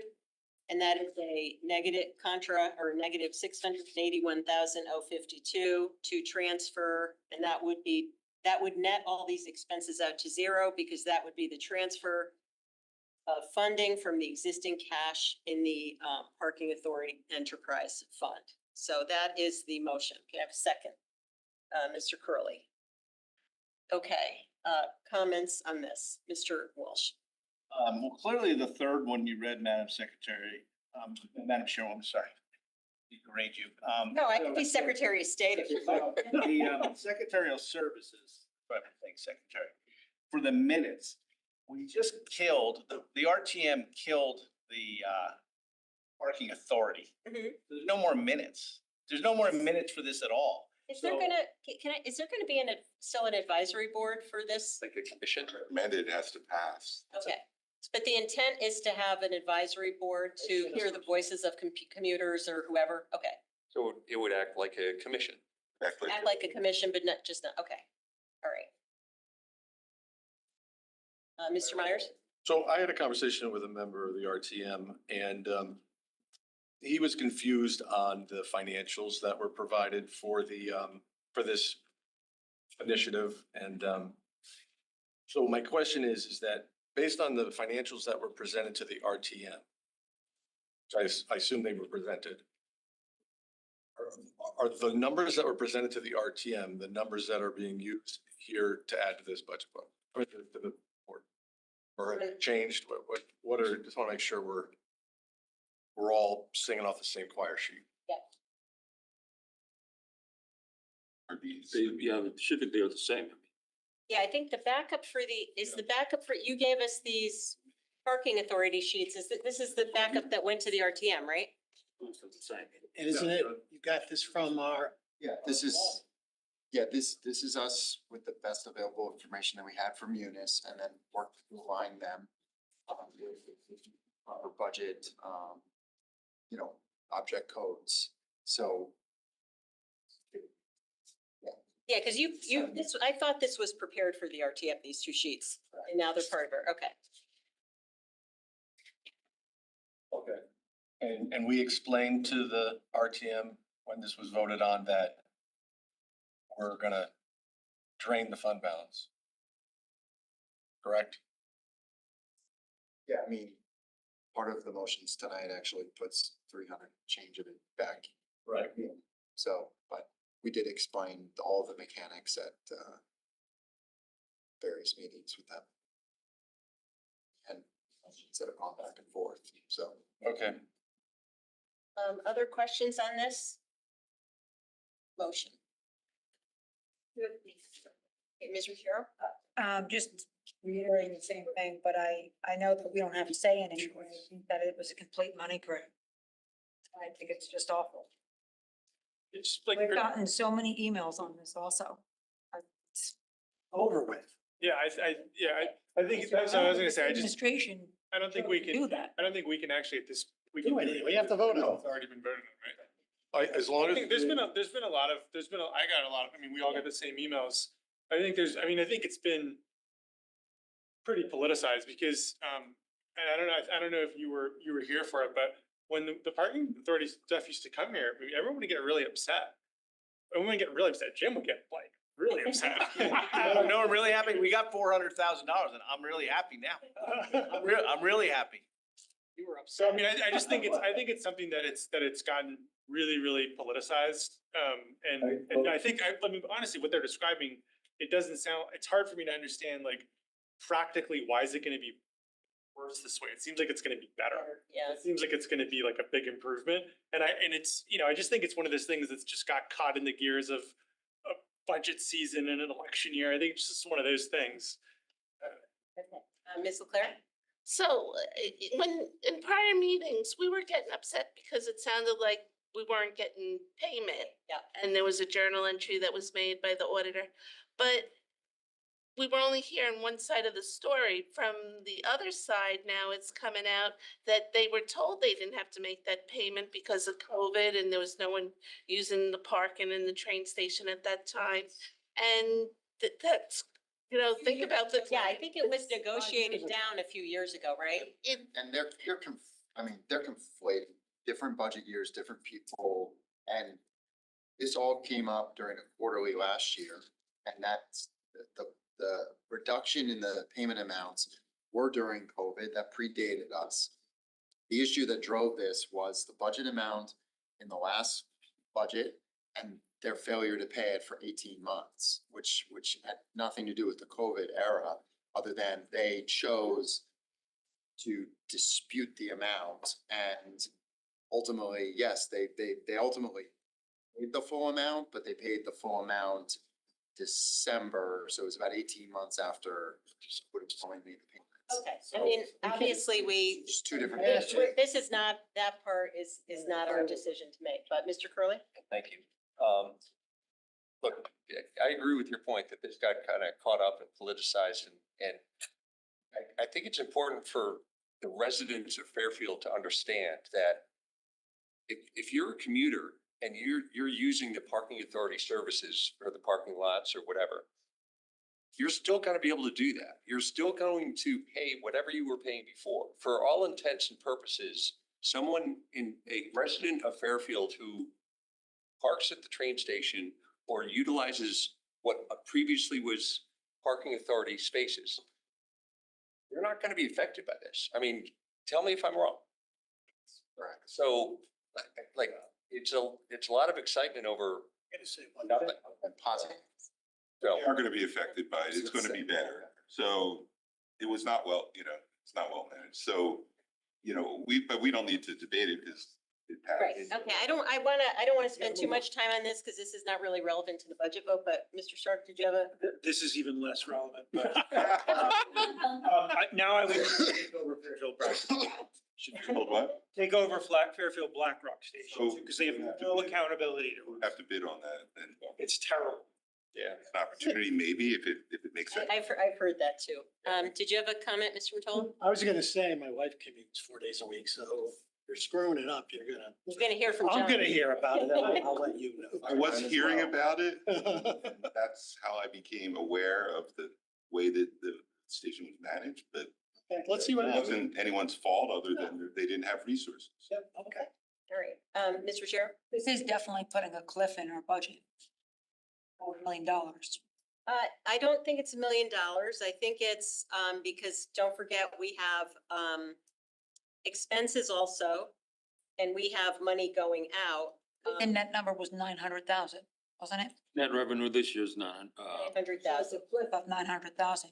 Well, it's not really a cliff of 900,000 for next year because, what's happening is we're taking, how much cash do we have in price fund right now? 2 million? Hopefully 2 million. Roughly 2 million. So the revenue is going to pay for some of the expenses. And then if you look at the two adjustments, we've got 681,000 coming out of their 2 million to pay for expenses. Well, we have 320 going back on the revenue side because that was that reinvestment fund. So effectively, it's a $361,000 number that's coming out of their or their cash reserves, of which they have $2 million. So this will be a cliff at some point, but it shouldn't, yeah, it's not gonna be, in the next, couple years, doesn't seem like. But you're right about that. Eventually it will be, yeah. Unless you find some efficiencies on the expense side with DPW doing the services and whatever, so. Efficiencies revenue has been starting to climb back up. I mean, there's a couple mitigating factors. I do agree that there's an element at some stage, but you're very. Yeah, definitely an element. It's just not a lot. Some of these other items we talked about will be a cliff next year. And this one it's a couple years out. Okay. Mr. Walsh? Well, number one, I think the communities now have one person to go to, Mr. Gerber, if there's any problem. So doesn't have to go to any They other. were coming to me anyway. That's good. I mean, they should be told that. Yeah, but to your point though, if they were going to him, now at least he can be accountable to do something about it versus having to, The yeah. other thing is, I don't really want to see any bonding coming forward with this because there was never bonding before. So I don't want to hear about a parking lot needing to be redone. There's cash here. You have the cash. Do something with it, put it away, but there should not be any bonding coming out of this, hurting the taxpayers of Fairfield. We have enough bonding coming down the road. We do any bonding on this at all. Plan on doing that, but that's incorrect, because in the early 2000s, the last time the full repave was done on the main lot, actually, they did bond for that. They did or we did? Well, we did. Okay. All right, but it's been what, 25 years since we've repaved the lot? A full repave. But we do have some money in the budget for capital outlay, so you've got some money to. Yeah, we're not, I'm Which not. lot are you referring to that wasn't done?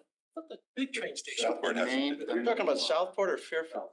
Fairfield. Fairfield was done. Fairfield was just done. I know that for a fact. Fairfield was Yeah, done. they did- Southport they did. hasn't. Southport hasn't been done. So I think what Mr. Walsh is saying then is that we make sure we're using the fund balance to pave Southport. Agree, and we've said we're going to do that. My point was that the history of there being no bonding ever done for the train station is, I'm just noting that that's not correct, because there was a bond that was flooded. I mean, We're not suggesting we're going to do that. Okay, and I understand Mr. Walsh's point. I think if this, I don't see why, if the parking authority has been self-sustaining and paying for its own maintenance and things, other than that one big paving, no, I don't see why they shouldn't be able to do that. So going forward. Okay. So, back to, the motion. I'm not gonna read all those numbers again. So, all in favor of the motion that was set forth with the, whatever that was, 15 or so line items, please say, or raise your hand. Mr. Stark, Mr. Curley, Ms. Charlton, Mr. Matola, Mr. Penley, opposed. Mr. Myers, Ms. Leclerc, Ms. Ruggiero, Mr. Walsh. Okay, the motion passes 5-4. Okay, so getting back to the budget book, the next page is page 126, Public Works Administration. In here. And we have page 131 and 132, which is Public Works Operations. Page 137.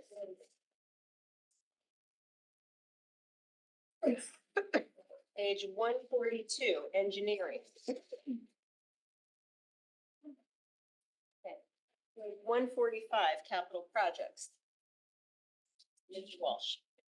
Yeah, after the conversation the other night about the risk management, not enough money, low end of our HR analysis of what salary should be.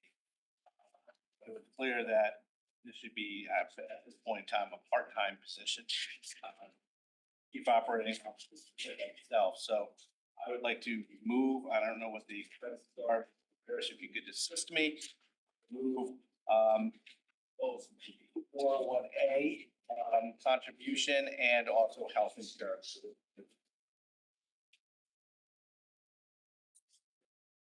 Second, Mr. Myers. Is this a part-time position? We said we may do this as a 29.5. The question is whether or not we thought that we should take the salary all the way up to 120. And we thought that right now we're okay with it where it is. a number of different things will, you know, for. Okay, So- what would so we don't know if it's gonna be part-time or full-time, but what would the savings on this be if we were to take up this motion? We keep, So what's it, what's FICA is what? 7.65. So. 7.65. All A. So it's, 765 times 5% for on. 76,088. So it sounds like we're talking, if we were to do this, FICA is like $5,800 or so. And 401A, I have no idea. What's that formula? So it's, they get this one from 1 to 175. Articles usually, But these are minor. you said earlier, it changes per unit, but roughly 20,000. How much? Roughly 20,000. 28,000? No. For medical. Oh, for medical. Medical, Okay. Oh, gotcha. Medical. I'm sorry. It's medical. I don't have the exact because, we'd have to calculate with that, but it's calculated non-union pool, but roughly 20,000. Okay. But just to be clear, so we have this in here as a full-time, which is why the numbers for benefits are in here. Okay.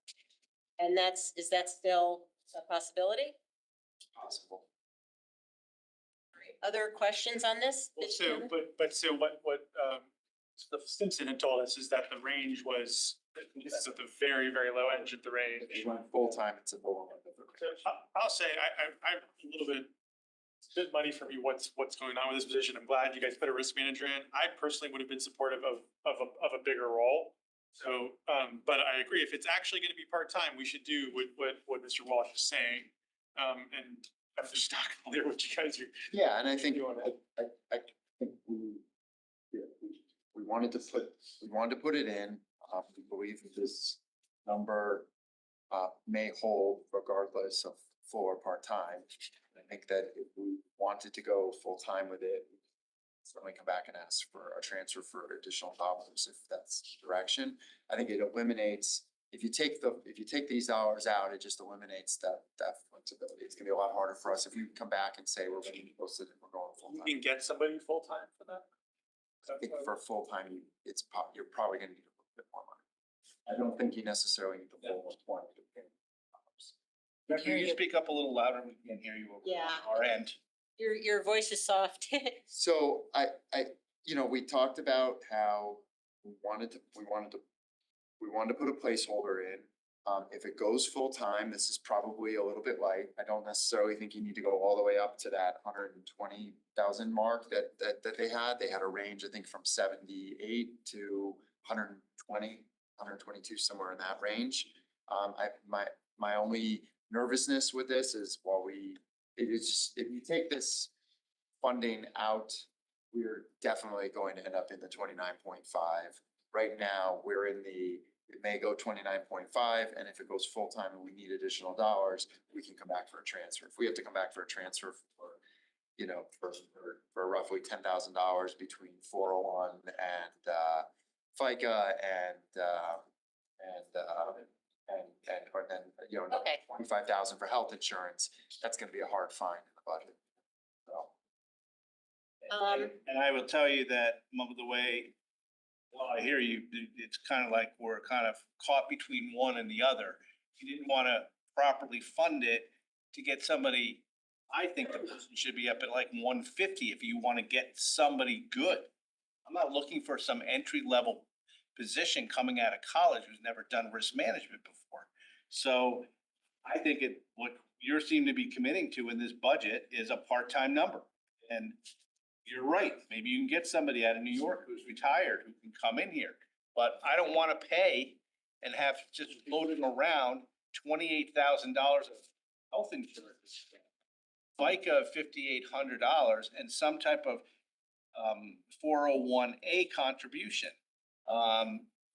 just sitting out there. So I want to make these reductions. So Right. what is the 401A computation? How is that computed? 5%. 5%. Okay, so figure that out.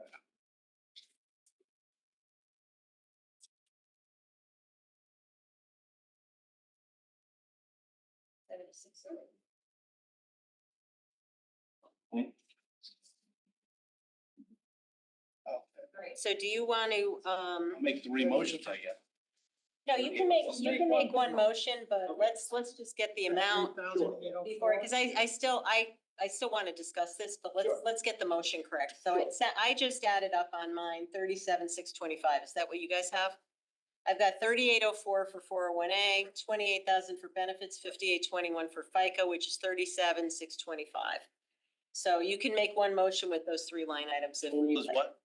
37,625, but it would affect 3 line items. So if you. So I'm gonna make a motion to reduce the total budget for that position for 37,625, consisting of $28,000 savings in health insurance, medical insurance, 401k contribution of 3,804, and a FICA savings of 5,821. I had 5821. 821 for a total of 37,625. All right, let's get a second and then we can talk, but second on this, Ms. Carroll. Okay.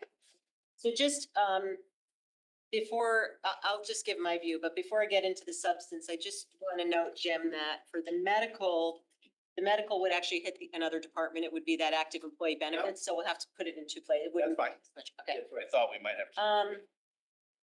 So my thought on this, and I somewhat agree with Mr. Walsh, but I think this is a really important position.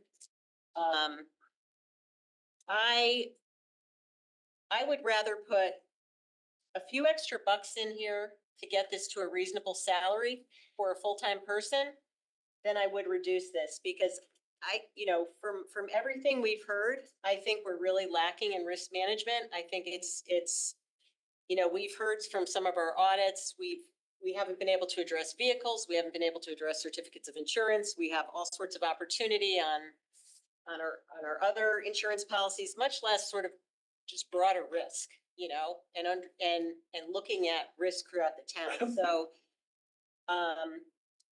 if I were going to do anything with this, my opinion is that this should be an adequate budget to fund a qualified person full-time. Now, I do understand, Mr. Becker, your point. I think you had said, I don't know if it was a conversation you had at the table or I asked you about it, but you seem to be confident that there was the right person out there. You just had to find him. It might be a retired person or whatever. And I get that, but I don't think this is enough money for a risk manager. So I agree with Mr. Walsh, but I'd go in the opposite direction. And I would prefer to get that up to like $100,000 or so, somewhere in the range of what the HR director recommended. So I'm not going to I just like to hear the discussion before I make a friendly amendment there. But Ms. Ruggiero? That's exactly what I suggested at our last meeting, because I do think that it's a very important position. And I even referenced a study, and this seemed very short on the dollars. So, I recommended taking it up to at least 100,000, and they did not want to do that. So we can't be half pregnant. You know what I mean? We either take it up and get somebody and leave the money in, or we take the money out and get a part-timer. I personally was leaning towards what you just said. We've talked about, last budget, we had a big discussion about the lack of risk manager. It's surprising that we haven't been here, but. Can I add, while we have this discussion, could I just ask, if we were to put this to $100,000, what all the line items would be impacted by? Could you calculate that for us? Social, whatever, yeah. Increase it to 100 even? If we were to do that. I want to get your point of view on that, obviously, but yeah. Mr. Curley? Yeah, look, I think we're all on the same page. I agree with you that we need a quality person in here and this isn't enough money. But I also agree with you, like, we've all said the same thing. In my preference, because of the importance of the physician, to fund it up instead of take away the, knock it down to a part-time. I just think we'll never fill the position at a part-time level, so. Can I ask one thing? And I'm sorry, I just put a Chinese cookies in my mouth, right? For lasagna. One of the points that, yeah, Rosalie, one of the, points of discussion for this role was that this is gonna be under, like where it is. Like, who are we, like, how big of a role are we funding and is it? I don't know if it sits within your vision of what your department will look like. I mean, I will support adding money to this budget, but I would have liked to have a little bit more clarity about like what's gonna happen with it. But the question I had last time was, this is in a capital projects group. And really like last time what we were talking about was risk management across everything, across making sure that there's proper insurance policies on all purchasing, things like that. I'm sure you're gonna do that, but it's just, I don't love voting for things that are this vague and improvised, basically. So just, it's in capital project, but it's capital projects and operations. It's where financial analysts tied to largely capital projects, but also broader operations is, along with the grants manager and the same side, and then the risk manager. So the department isn't just the capital projects piece, and largely because of the capital projects piece and compliance with the charter, it fits with the WPCA lane, and then that fits under, the larger operational areas. It's under my universe, so. Just for departmental wise. I'm sure you, like, the goal is to get it all right. One thing that just sticks out for me, I'm not gonna be able to remember the details, but I recall an audit that had to do with, I think it had to do with the golf course, and there was a lack of insurance on that, and that wasn't a DPW thing, right? That was like totally, Yeah, that's Parks and Rec. but that's operations. as well, Operations, okay. Right, so that's sort of the second half of the group, and the people that are, so have the focus on it is much broader than that. I mean, they touch all departments on that level, so. Well, Risk is not siloed to just that function, and the answer is yes, the risk needs to address things like the fact that we don't have, updated insurance certificates, we don't necessarily have. It didn't belong in HR either before. No, it's In HR. not, it's Yeah.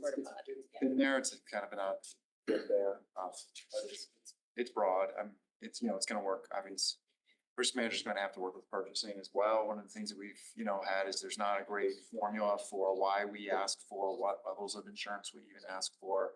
People bid on things now. I there's a lot of- get it. You don't have to Yeah. make the whole pitch now. I just want to put it out there that I would be supportive of adding to the budget.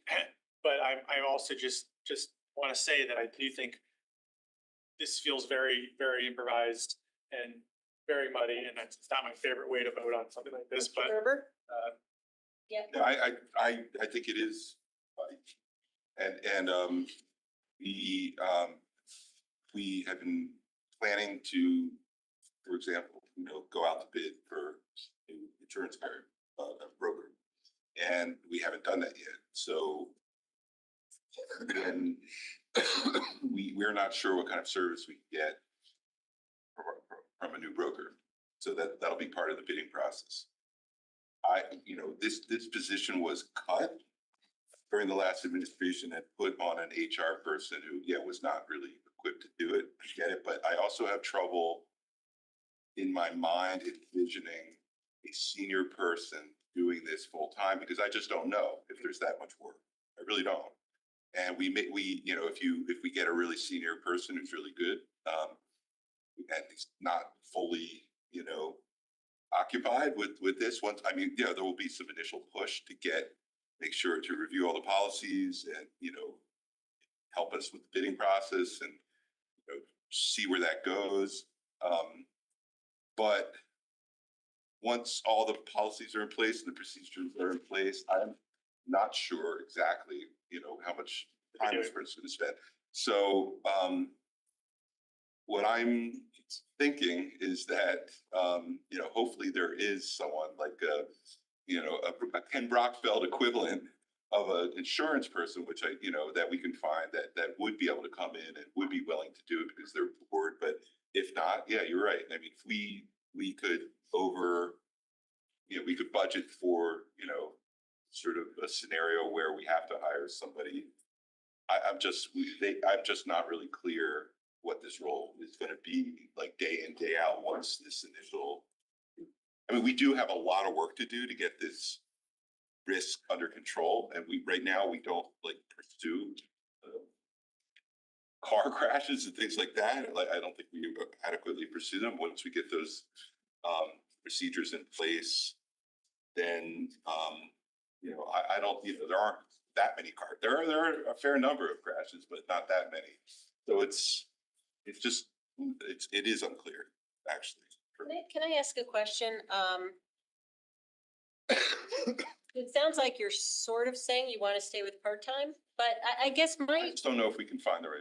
yeah, and I sort of separately from the right person, I guess I thought, and I don't remember if this was last year in the budget when you talked about it, but you sounded at one point like you had some pretty well-developed ideas about just risk. Like you talked about maybe having a risk committee. I mean, because risk doesn't just mean like dealing with an insurance broker, right? I mean, we have not looked at enterprise risk, like there's cyber, there's like all kinds of things, right? That are unaddressed in the town. We haven't really, thought about a lot of these things. And in I just like in a corporate environment, this is like definitely a full-time role.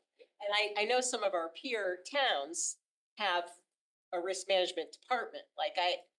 And I don't do your job, so I don't know, I'm not gonna presume, but I guess I viewed this as at least a full-time role. I mean, I just think there's, not having that capacity and not having someone that can help us, evaluate all kinds of risks through the town. For example, I know when I was working my firm, we had a fully developed plan on a pandemic risk like 20 years ago.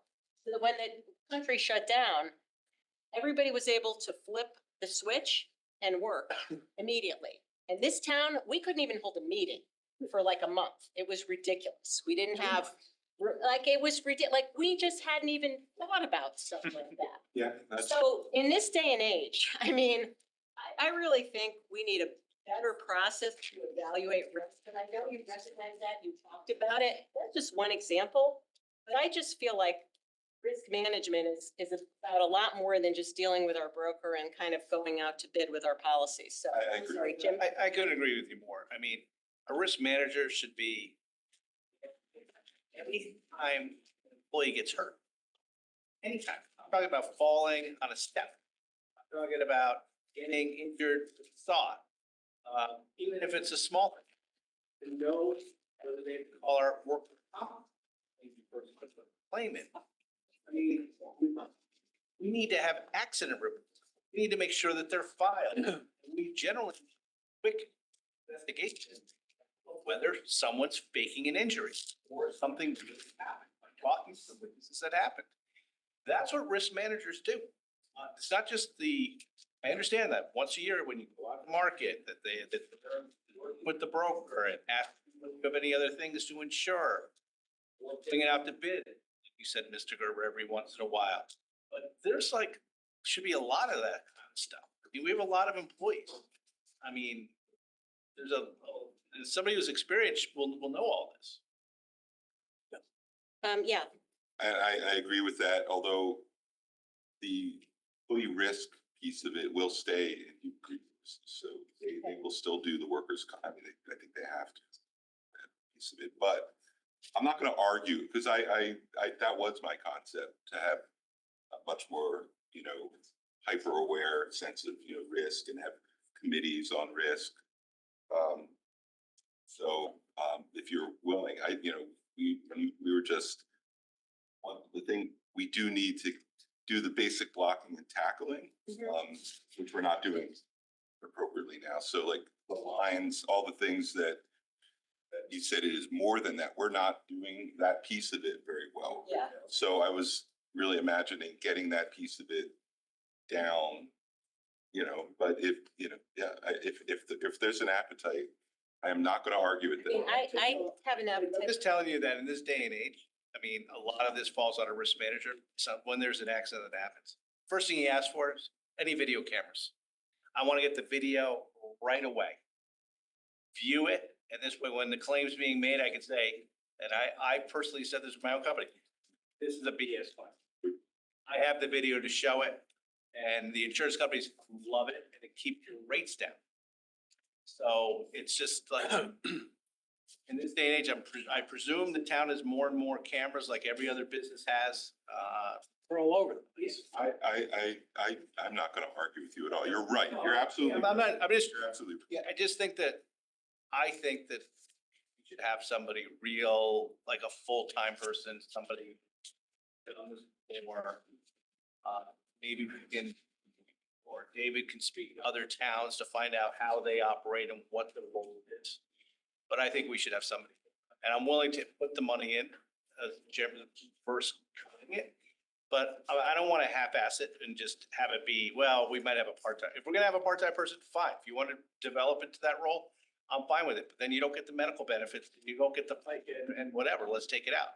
If you really want to go to market and get a real person, let's make a decision about that. That would be a huge improvement. All right, so, and so before you withdraw if there is an appetite for this, let me just ask the board, like, or ask the administration. Ms. Ruggiero and I both threw out $100,000. I don't know how anybody, like, what does everybody feel? What's the sense of the body in terms of what an appropriate salary would be? That's the midpoint on what. Midpoint on the rate, $100,000? I'll go to 120 then. I would go to 120. I would go to That was my gut. 120, but I could be taught to the 120. I think it's probably the 120, but I also think that maybe this isn't the right department for this position. That maybe it should be in finance. Yeah, that's probably more of a management decision, but I hear you. And I think that, they're gonna work with where they sit really. So am I hearing 120? Yeah, I think they're also gonna have to work with human resources. Absolutely.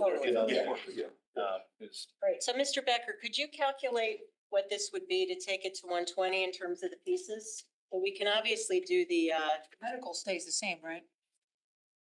I don't know how, Eunice has a formula, I don't know how it works, it just happens. Yeah, it's gonna be the same. Should be the same. Have to change, have to change. Medical would stay the same. So the numbers are, You go to 120, it's $43,912 additional in the salary line, which is 51010. And the FICA at 7.65% on the differential is $3,359 and 20. make it 30. Well, yeah, we can round it, so it's 33.59, yeah. And then 401A? And then the 401A at 5% is 2196. 196. And the medical will be in a different department, but But what? the medical's not changing. Medical already existed. Oh, okay, so there's no change. An issue on the medical side and the Okay, so Mr. Walsh, I'll leave it to you. If you want to withdraw your previous motion? We'll withdraw the previous. You want to make a motion for this new item or no? Do you have the I've been numbers? asking for the position for a while, so. You get the honor. I'm not gonna be a hypocrite about it. Okay, I'll second. all right. Well, let him give the numbers first. Do it formally. We increased salary line of the manager from 76,088 to $120,000. That's 43,912. So an additional 43,912. I don't have the others right now. 3359 for FICA and 2196 for 401A. Those are the numbers I'd like to increase for the position, Madam Chairwoman just said. So I'd like to make that motion. Okay, Those are the areas. Mr. Curley seconds, okay? I want to be on the record that I supported one of your motions, Jan. Kumbaya. All right, so, operations. Says we can't all get along. All right, so let me see. So this is 43,912. 3359. God knows if my spreadsheet's gonna reconcile after all this, and 2196. Let me see if I can. Okay. All right, any further discussions on this item? I'll chime in. Yep. I like the part-time idea better. I'll support that, but I think what will really happen is you'll have somebody for part of the year because you don't really know what the position description is yet. And the reports are complicated. I think this person exists in legal, human resources, purchasing and capital projects and maybe other places as well. So I think next year when you come back and you have got somebody who really does know what the job is and who they report to, they might even be their own department. It doesn't seem like a natural fit in capital projects based on the discussion we've had here. So the excess will go to fund. So Salary, okay, let me just, Social Security. Did somebody else have comments? I just have a question, because I don't know procedurally what they're allowed to do, but if they were, let's say, looking for July 1, they haven't filled the position yet, would they be able to use a part-time person until they found somebody and draw from that? I'm from the Yeah, same. so, It's sort of like, yeah, so the Right. legal level of the appropriation is at the department level. So once we pass a budget, line items within a department are interchangeable on the town side. So yeah, the answer is yes. thank you. Any other, so this is 5080. Let me just make sure I've got this right. Any other, comments on this and Mr. Walsh's motion? None?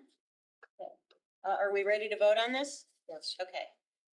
So all in favor, and I'll read the exact things here. All in favor for Department 5080 operations of increasing line 51010, regular payroll by 43,912, line 52,200, social security contributions for 3,359, and line 53,212,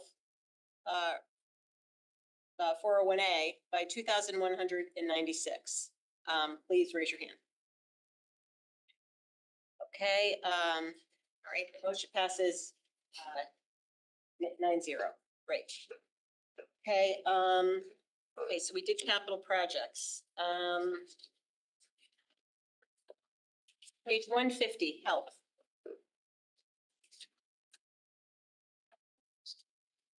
Okay, page 155, human and social services.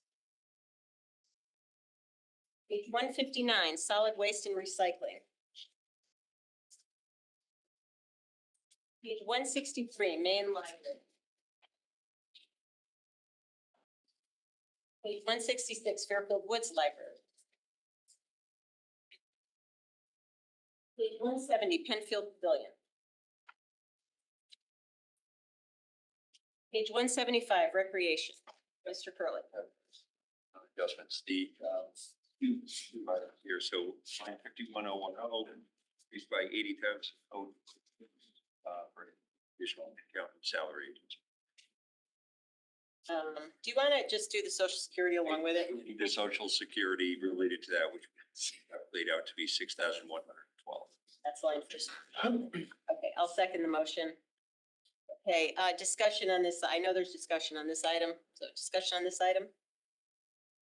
I don't support the position. I think that Anthony can still stay as recreation director.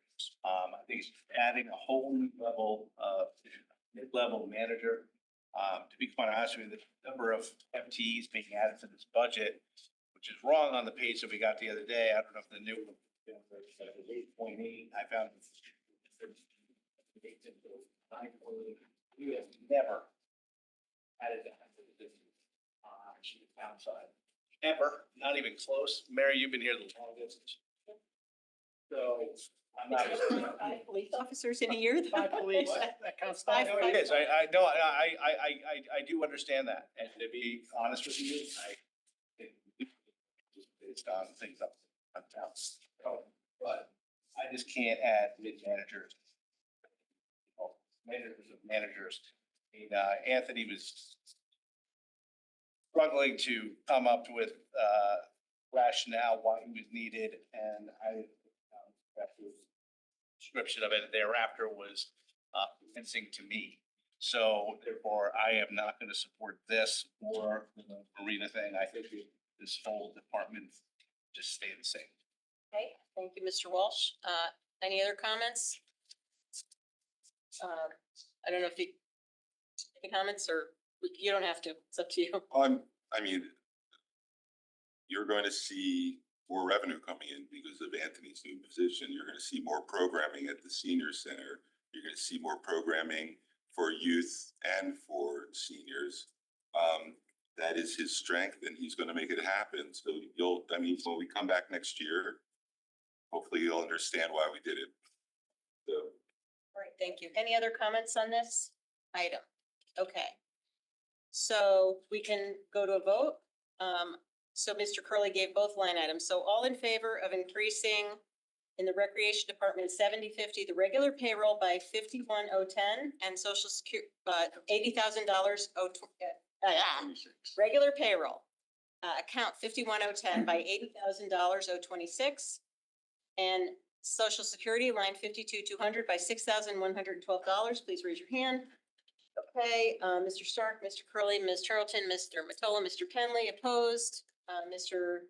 Walsh, Ms. Ruggiero, Ms. Leclerc, and Mr. Myers. Okay, the motion passes 5-4. All right, so we'll next go to, where the heck was I? That was recreation. Okay, page 179, waterfront. Page 181, parks. Page 185, marina. Through, reclassification. 51,010, increased by 13,455. Related social security on 52,200.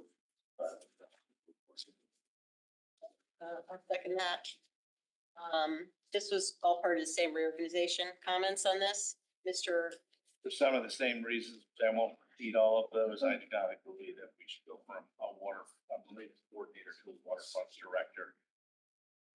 Be saving all the funds that we're putting back. And therefore, I do not support this at all, with this tough budget year that we have once again. Thank you, Mr. Walsh. Other comments? Mr. Gerber, you want to say something? I would just say that we have had a lot of trouble under the old structure keeping people. We've had significant turnover because of the amount of work that waterfront director is responsible for, both the waterfront and other areas. And I think we've lost like 3 people over the last several years, and this will hopefully help stabilize that, that job. Okay. Any other comments on this motion? Mr. Sharp? This is gratuitous, but I'll say it anyway. Anthony Calabrese is such a talent that this town is so fortunate to have, that I think promoting him and putting other reports under him is a great idea. I fully support it. Yeah, I agree with the sentiment about Mr. Calabrese. The other thing I would say, just for, maybe it's gratuitous also, but when I think about the structure that we have traditionally had in the town, to have 18 department heads reporting to one person, I don't know how you could effectively supervise or pay attention to 18 direct reports. I do think the structure needed to be rationalized with an appropriate span of control. And I know you've done some of that with Mr. Becker. It's not taken operations, and now Mr. Calabrese having a little bigger role. So for me, I think that makes sense. So my 2 cents to that. Mr. Myers? I would just to say, I echo your comments about Mr. Calabrese, and I was excited when I saw Health and Human Services moved under him, only because I think he does such a great job of communicating his services. And I think he's going to do a great job of communicating the services for, the seniors and all that comes under human services. So I thought that part of it was fantastic and great. And the more responsibilities that you give to Anthony, the better. I just didn't support the need for, another coordinator. I thought that they could probably handle it without it, so I'll be proven wrong next year, All right, we all hope we're Hopefully. wrong next year. hopefully. I Mr. Walsh? was thinking with the specific difficulty with the Board of Ed, funding that they need, adding this many people. I'm shocked.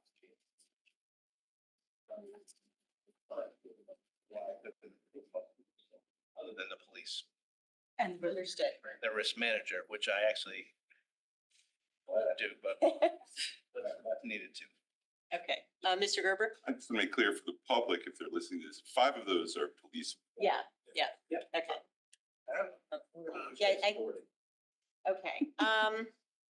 all right, so, let's see. Are we at the end? Oh, that was We have to vote on this. Marina, wait a minute, did I get to the end? Vote about this item. Oh, did we vote on, oh, we have to vote on this motion, okay, so all in favor of, the motion to increase in, the Marina Department 7090, to increase regular payroll line 51010 by 13,445, and to increase, social security line 52200 by $1,029, please raise your hand. Mr. Stark, Mr. Curley, Ms. Charlton, Mr. Tola, Mr. Penley, opposed. Mr. Myers, Ms. Leclerc, Ms. Ruggiero, Mr. Walsh. Okay, motion passes 5-4. All right, so that's Marina. Page 189, Carl Dickman Golf Course, Mr. Walsh. Yes, I would like to add a capital item back. That is actually a recommendation by the administration. I think, Contingency. So we have 300,000, just so you know. okay, so you're gonna get them for us though. Yeah. Well, I will commit to that, and I'll make that. Order the stuff on time. So- But, sometime before July first. What I'd like to do, if it's okay, and I don't know if you're gonna be ready, it sounds like Anthony would be ready, but if the other departments are able to do so next week and wanna pitch their stuff, then we're ready for it next week. I don't think we have too much on I don't know what's on our agenda for the April meeting anyway, so let's talk about that. Okay, all right. All right, so, Madam Chair, yes. So I understand the importance of bringing the department heads forward to give us more detail. And if it can happen next week, it's probably not a big deal. But I do get the sense that the majority of this board, if not unanimously, would support the revenue-related items on the next 2 departments. So I entertain the idea of putting these 4 pieces of equipment into the specific department and then going back to contingency to reduce that by the amount that we put into the specific department. So next week we have less to talk. I agree with that. I could do I'll that. second that. Right, so you'll lower it, so we'll put this equipment in this. Talking about the golf course stuff? The 2 lawnmowers or the 4 And the lawnmowers? next Then what is that leaving contingency? 300. Yeah. Was 100. It's what, it's It's one. about 100,000. 130, because 170 is going to the department and 130 will stay in contingency. 100. So 130 in contingency. Yeah. That's not a whole lot, but But- okay. Well, That's all we I have think- left. But But I think that was it's- the point that I tried to make when we were Yeah. talking about the contingency, because it didn't leave a lot for the other pieces Yeah. of equipment. But I think those pieces of equipment for me are a priority because of the revenue. The other option, this would get us back to the 500, would be to add this and leave the 300 in contingency. Because again, that list is not a full list. That's my concern. Let's add that. That's Well, fine. all right, so I'm, if it's okay for Carl Dickman, 189, I'd like to, move to add, $72,000. Wait, you didn't make a motion. No, You stopped. Okay, Yeah, so but go I'm ahead. just gonna tell you before I know where you're going. yeah, I'm not voting for this unless I know the 300 second 300. So I can't because Okay. because I already see where this is going. It's gonna be 300 And plus that- 170. I'm not looking to play any games, so if we want to go back to contingency now and then pick up these departments, I'm fine to flip back in the book. I think I could trust you. You're on the record saying it, and I think it's fine. I think it's a good idea to add it in because Look, they desperately need it and I don't think we need to waste it. Right, when we were talking as, look, I did not vote for the amendment to reduce from 5 to 3, but the majority of the board did, so I respect that, so that's fine. Okay, so I just so we're clear, we're not being sneaky here. I know you're not going to, but I personally will not support a reduction in the contingency. Because I didn't vote for the lower 300 to begin with, but I just want to say that, but we will, if everyone wants to understand how that's gonna go before we vote on this item, that's fine. Okay. Okay, So, okay. so I'll continue, page 189, Carl Dickman, 71, 11. Let's see, capital outlay 57,200 to increase by, Isn't it 57,000? 57,000. Okay. Yeah. Mhm. To increase by $72,000 for the 2 mowers that were listed on the capital list. I'll second that. Okay. Second. Any other comments? Okay, all in favor for that? You weren't voting yes. What? You weren't voting yes. No, I said I'm not gonna. It's not gonna take it out of the other one. Oh. Yeah. Still there. He's gonna make a motion to reduce that, It's All right. which. So it's unanimous. All right, so that, Shane? Or- Yeah, I think Okay, so that passes unanimously. So Colonel Dickman, 57,000 capital outlay for $10,000, okay? All right, anything else on Colonel Dick? Okay. H. Smith Richardson is next, page 194. Mr. Curley's gonna do the same thing. Yeah. Okay. Page 194, 7, Smith Richardson, capital outlay 500, increase capital outlay by $98,000 for the 2 mowers that were listed on the capital. How much is 98,000? 98,000. I'll second that. Okay, Ms. Ruggiero seconds. We've talked about this enough? All in favor? Okay, that Unanimous. motion passes 9-0, okay? And then were you gonna go back to contingency? Sure. It's the right page. It is page 71,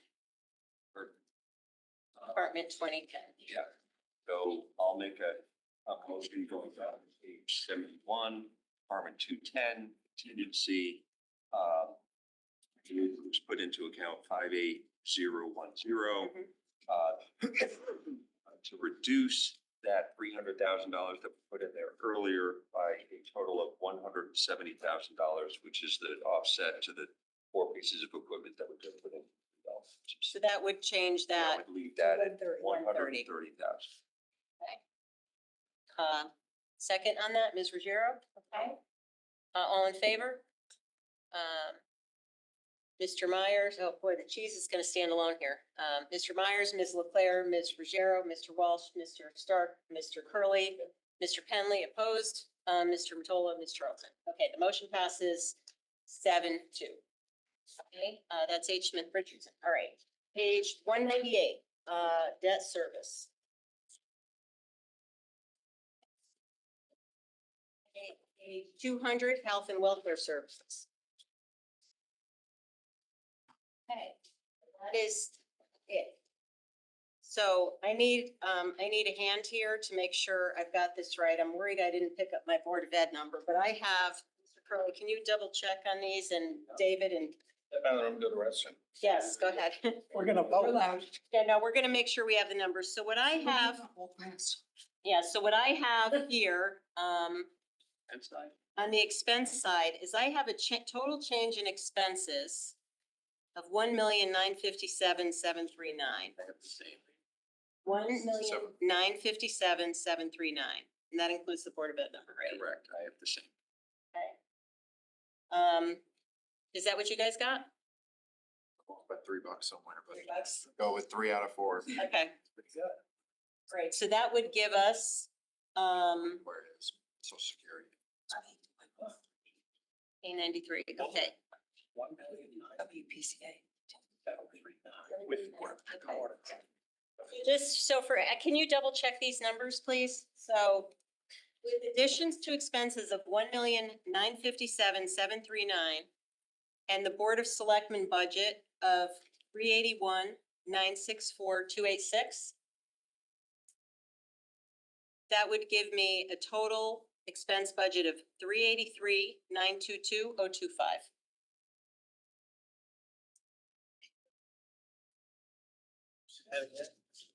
So again, total expense motions, 1,957,739. Board of Selectmen budget, 381,964,286. Total expense budget, 383,922,025.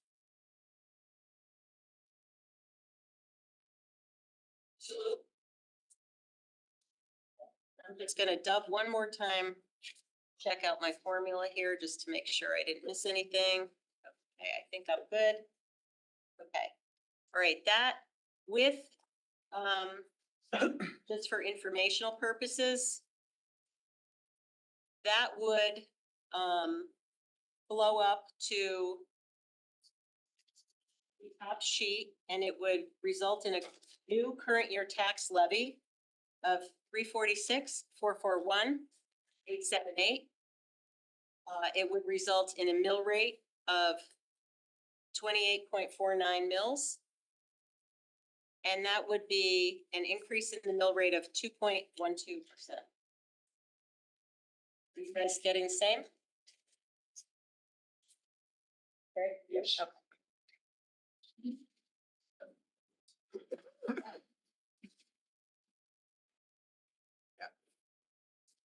David, you're in agreement? Okay. All right.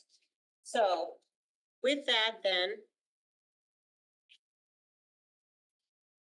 I will make a motion to recommend the adjusted fiscal 25-26 budget appropriation in the amount of 383,972,558 to the RTM. Can I have a second on that? Mr. Curley.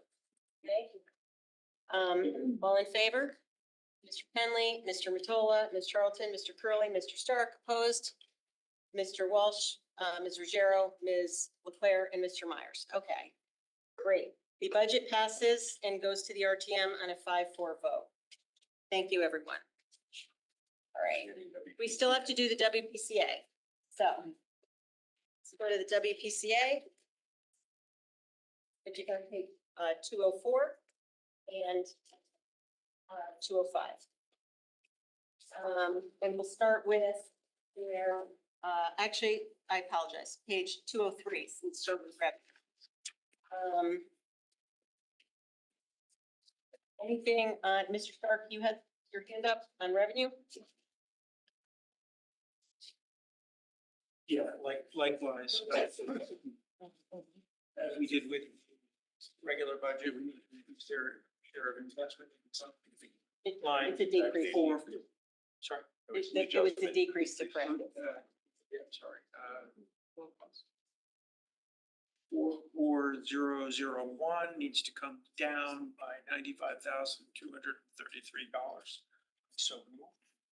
Okay, second. Mr. Fernandez, Mr. Town sheet. All in favor of, Ms. Ruggiero? Oh, no, I was For voting. I'm jumping the gun, sorry. All right, all in favor of reducing WPCA investment income by 44001 by $95,233 to reflect the revised interest income calculation. Please raise your hand. Okay, the motion passes 9-0. Okay, anything else on revenue? Okay, expenses. Mr. Stark? I move that we reduce line 52100, health self-insurance by $49,512 to reflect the new medical insurance RFP. Okay, second. Mr. Curley? Okay, questions on this? Okay, all in favor of reducing WPCA health insurance to 100 by $49,512, please raise your hand. Okay, the motion passes 9-0. Anything else on expenses, Mr. Matola? Yeah, it's line 53,200 fees of professional services, reduce that amount by 143,760, which represents adjustment, just charge back to WPCA from other departments. I'll second that. Questions, comments? Can you just quickly explain that one again? Like, I don't remember that one. Yeah, I think, so we went through this in detail and I asked Tom to include the backup again. I think we included the detail when we were looking at the other side, the departments that were doing the charging. But we had that detailed schedule of employees and the percentage of their time that they allocate to the WPCA.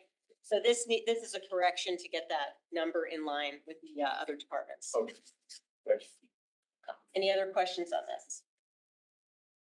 So all in favor of reducing the WPCA fees and professional services by account 53,200 by 143,760, please raise your hand.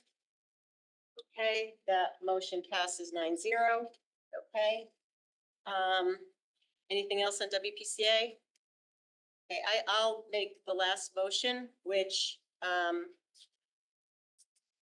is to adjust the authorized appropriation number 59,500. This is a balancing number. As a self-supporting fund, we know revenue covers equal expenses, and so the current budget has 799,299, which effectively would come out of their fund balance. And given that we have reduced expenses, we can decrease the fund balance usage by 98,039 to reflect the net of the other net income and expense adjustments we just made. Second, Ms. Ruggiero, comments, questions? So the shortfall that was presented, which is gonna draw from their fund balance, is now smaller because. Because of the medical insurance, and yeah. Other comments? Okay, all in favor of reducing WPCA authorized appropriations, account 59,500 by 90, I'm sorry, yeah, it's a reduction to the credit. So it looks like it's a reduction to the credit by 98,039. Please raise your hand. Okay, that motion passes 9-0. Anything else on the WPCA? Great. With that, if there's nothing else, we can vote on the WPCA budget. All right, so the adjustments we made reduced both the revenue and the expenses of the WPCA budget by 95,233. So together with the budget of 12,036,008 recommended by the Board of Selectmen, that reduces the total WPCA appropriation to 11,947,775. David and Tom, do you have the same numbers? Craig? All right, so I will make a motion to approve the WPCA budget in the amount of 11,947,775. Second, Mr. Curley. Any other discussion on this? All in favor? Okay, that passes unanimously. Thank you, everyone. We are done. Any final comments before we adjourn? This was our only budget meeting to end before 11. Good comment. All right. So, okay, so before we take a motion to adjourn, I just want to say. No, we usually don't. We never have. I think I had asked about this a while ago. We do vote on the WPCA since it's separate tax authorities. We didn't have previously voted on it. We do vote on them to the extent, like with the dispatch center, to the extent that the town puts money in there. Maybe that's a charter question that we should look into. But I actually, when I gave my comments to the charter, Keep bringing things down. I did ask them to clarify, because I don't even think the charter says we technically vote on the WPCA, but we've always done. Well, it's just interesting. People are gonna ask questions about it because the full-time salary, there's a lot of training for today we discussed, no longer. 24,500. Now there's two people in directors, assistant directors, $102,000. Like No explanation. Why? I mean, for the self-sustaining, but I hear you. Okay. All right, again, And we're gonna address the reserve fund when we set the mill rate, yeah. Okay, June, right? May. May. That's right, May. Sorry, you gotta get tax bills out. All right, motion to adjourn. Mr. Sierra usually pops right out of her chair. Seconded by Mr. Crowe. All right, thank you, everyone.